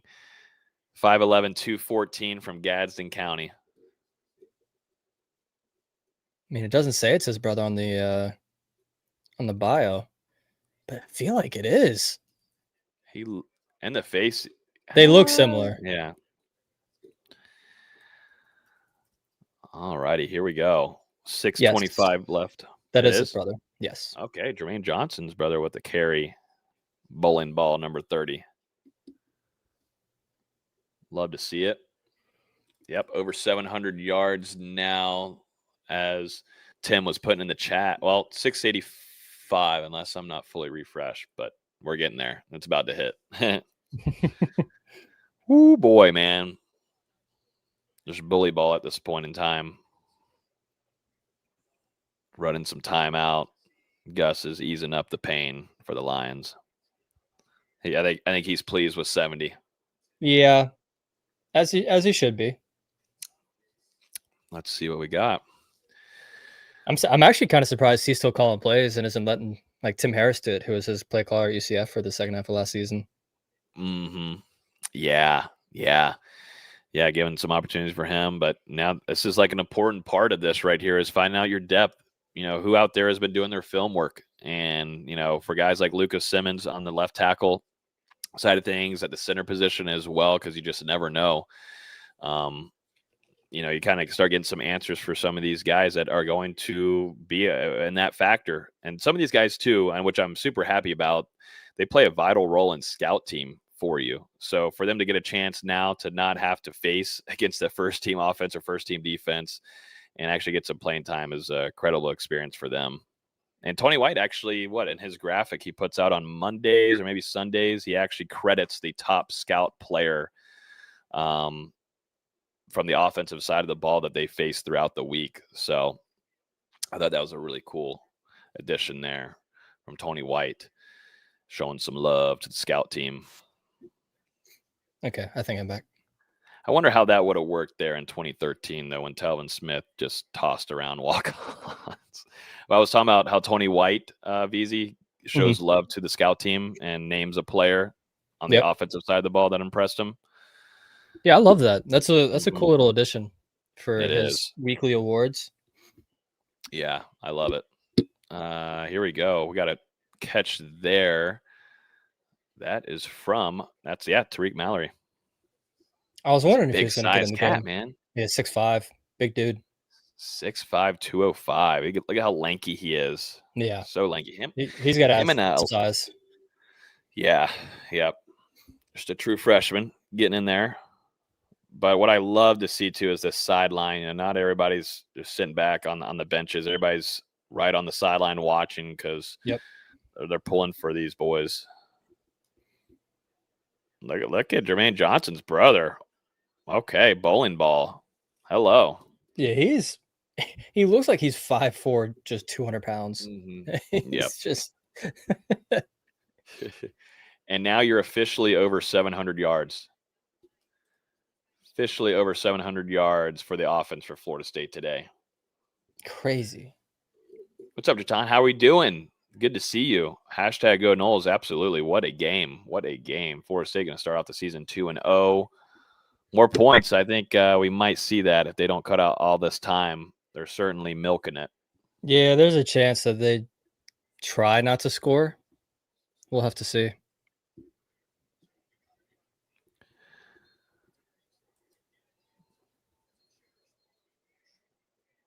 Jeremiah Johnson again for 5 yards or so. Yeah. See how many. Mike Norvell keeping the energy going there.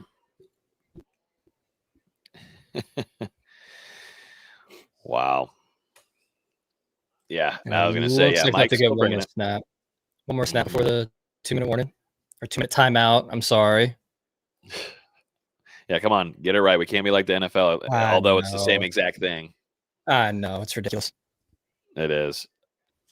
Yeah, no, Mike's still bringing that energy, and that's something that I felt like was lost last year. There's a lot of things that were lost, but Mike's energy being hands-on in these games just wasn't the case last year, but still holding guys accountable no matter if you're second, third, fourth, or fifth, or preferred walk-on.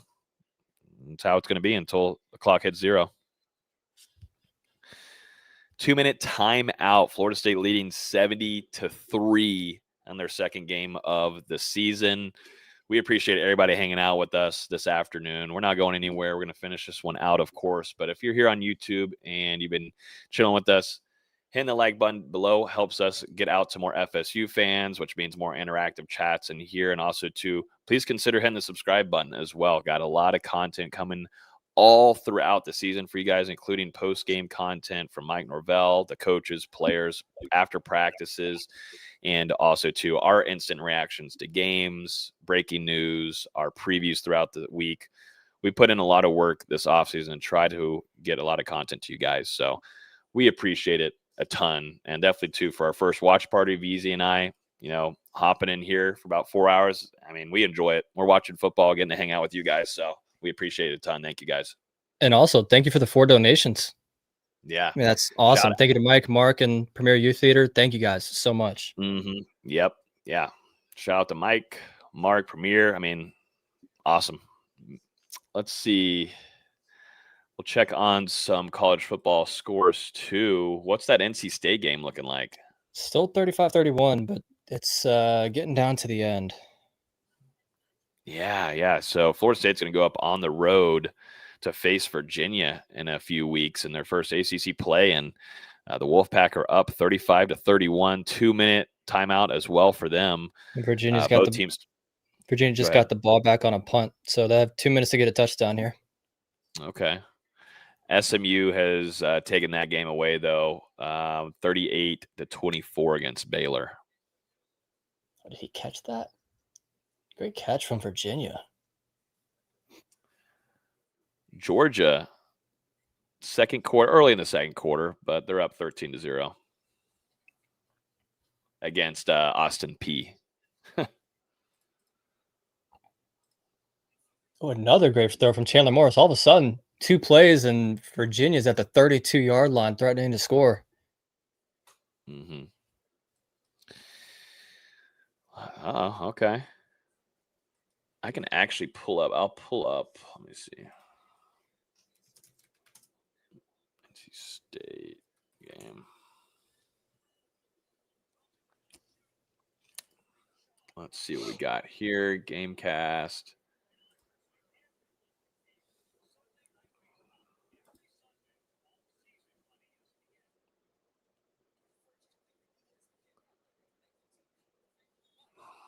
I have to zoom out of that a little bit. Boom. Little screenplay set up.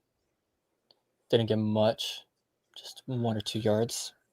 We can bring that up here. Here we go. Florida State's back in action. Zay Parks wide open. That's wide open touchdown. Florida State. What a run there. Great blocking. There was no one even touching him on that play there. But Zay Parks has showed some spark. Not to reword his last name, but he showed something. You start from the very top, man. You start from Gavin Sawchuk. You go down and you go to Usmain Kroma. You have Samuel Singleton finding his stride. He had Cam earlier in the game as well. And now you got the Zay Parks. You got Jermaine Johnson's brother. Like, this running back room is absolutely loaded. And you hope to have Roydell Williams later in the season back fully healthy for you as well. I mean, this running back room. Yeah, but I talked about that. That running back room is so deep that even if Roydell takes extra time to come back, that's a ton of room. Yeah, it is. It is. Oh, interception, NC State. Looks like it was an interception in the end zone from NC State. That game might be over.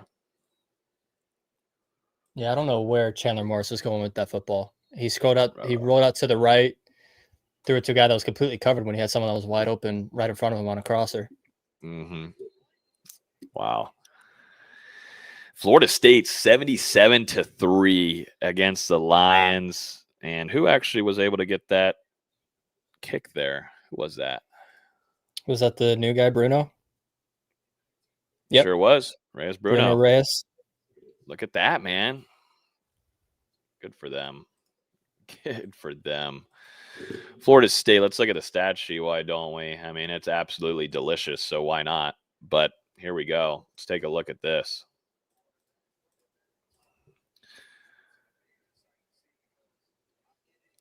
Florida State, 729 yards in offense. The Lions, 176. Passing yards, 368. Rushing yards, 361. Almost parallel with one another. What I love right here is discipline in this game from Florida State's side. Only 3 penalties compared to the Lions, where they had 7. Florida State has garnered 29 first downs, which last year you would have killed for a quarter of those in the game. Yeah. Oh, Lord. Average yards per play, 10.3. So they were averaging a first down every play.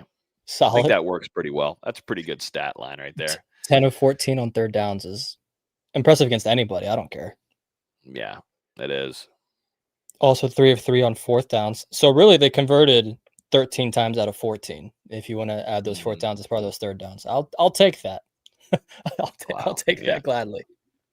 Yeah, I think so. That was a 12-play, 80-yard drive right there. 7.5 minutes there. Wow. That was a nice response there as well from Grant. Absolutely. Love to see. I want to see him get a throwing touchdown, but that may have to wait for next year, I guess. Maybe Kent State, maybe Kent State. Maybe. Kent State is not that. They got to win. They got to win last week. They broke their 23-game losing streak or whatever it was. I'm playing against Pop Warner. No disrespect. No disrespect. That was disrespect. Even though that was disrespect. Let's see what we got here. We got about 154 left. Florida State's offense is currently averaging 54 points per game. What time to be alive. Here we go. I'm calling a takeaway here, ladies and gentlemen. I think Florida State's going to end off this game kneeing it. But who's it going to be? They now have more points through 8 quarters this season than they did 8 games last year. So, woo! There's Tylon Lee again coming in. That's a sack for him. No, I'm not. I'm on drug. Wait. No, yeah, Coleman. That's My bad. 91. I got to get these guys. That's Tylen Coleman. Gave a little belly dance there. I love it. He's got a belly. I like it, though. They got back there. What's this East Texas A&M kid doing? Is he going to play on defense for FSU? Number 13. What is he doing? All right. I don't know what he was doing. Minute 20. He's ready to go home. You can tell. I've been really impressed with the younger defensive linemen in this. I have too. I know it's East Texas A&M, but to me, they look capable of taking care of business if need be for, if you're a third stringer or whatever, because you kind of we're starting to figure out what your 2 deep looks like, VZ, but some of these youngers are impressing me. I agree. Guys. 1,000%. Got this Bracewell guy coming off this right side again. They like rushing him. He's class as a linebacker, but yeah, he's probably in that jack role like Williams and a couple of these other guys. Mm-hmm.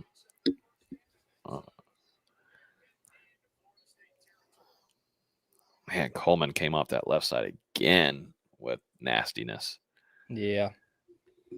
Don't love that long run there at the end, but is what it is. I don't want them getting over 200 yards for the game. Yeah, don't give it to him. 14, 13, 12. I think that's going to do it. Oh, no, they called him out of bounds a lot further back. Boom. Ball game. That's a ball game. Florida State wins 77-3, starting the season 2-0. VZ, dominating performance, ass whooping, did what you needed to do, impressed. A lot of highlight plays. I thought, to me, what stood out the most is that stride between the chemistry built between Tommy Castellanos and Deuce Robinson. That's something that we actually talked about before we got to the game. When we started this live, we wanted to see that build between the pass and attack and Tommy and some of his wide receivers, and most certainly wide receiver 1 and Deuce Robinson. Absolutely. It was good to see the offense come out humming. There was a couple hiccups on that first drive. Got some help from East Texas A&M with the targeting call, then the offsides there down near the goal line. But for the most part, everything went without a hiccup. Really, the biggest things to watch from this game will be the injury for Squirrel White, how that wrist or that hand looks in these next couple of weeks. Same with Stephon Thompson, how he'll do the next few weeks. And, Dustin mentioned that we didn't see Keziah Holmes out there in the second half. So, few things to watch for these next 2 weeks, but luckily they've got 2 weeks to get healthy, and then the next game's against Kent State, who's not a great team. So another week for guys to get healthy if they need it, and then they can, really go balls to the wall against Virginia in a few weeks. Mm-hmm. Hey, appreciate everybody hanging out with us as well this afternoon. Like I said, this was our first time doing this, and I think it was a success, and appreciate everybody interacting, asking questions, being hyped up in the chat, letting us know where you're from and everything. But, we'll try to do a lot more of these this season. The game plan is to do Kent State and hopefully Virginia as well as a watch party. So if you are new, hit the subscribe button. But if you're not, we will see you whenever Florida State does face Kent State, which will be in 2 weeks. Florida State gets a bye week, and then it really starts getting going there as they get into ACC play. But Florida State 2-0 to begin the season, beating East Texas A&M 77-3. Florida State averaging some big-time points to begin the season. And I think everybody else is going to enjoy the rest of their weekend whenever you see the Seminoles perform like they did. I'll end it off, too, our thoughts and prayers with Ethan Pritchard, him, his family, the rest of the teammates there at Florida State and the administration. I know a lot of that stuff is going on behind the scenes, and I was wondering how they were going to be able to take this on going into a football game with a lot of, adversity and things going on mentally. It's very emotional for them, and to see them put on a performance like that for their brother says a lot about this team and building camaraderie and the family that they've put together. So that's going to do it for us. Enjoy the rest of the weekend. Shout out to our guys over there at Sleeper. Enjoy NFL Sunday tomorrow. Enjoy the bye week too. I know a lot of us are like, we want to see more Florida State football, but we will see some FSU in 2 weeks, and we will see you early next week for another Hear the Spear episode. Y'all enjoy the rest of your weekend. Peace.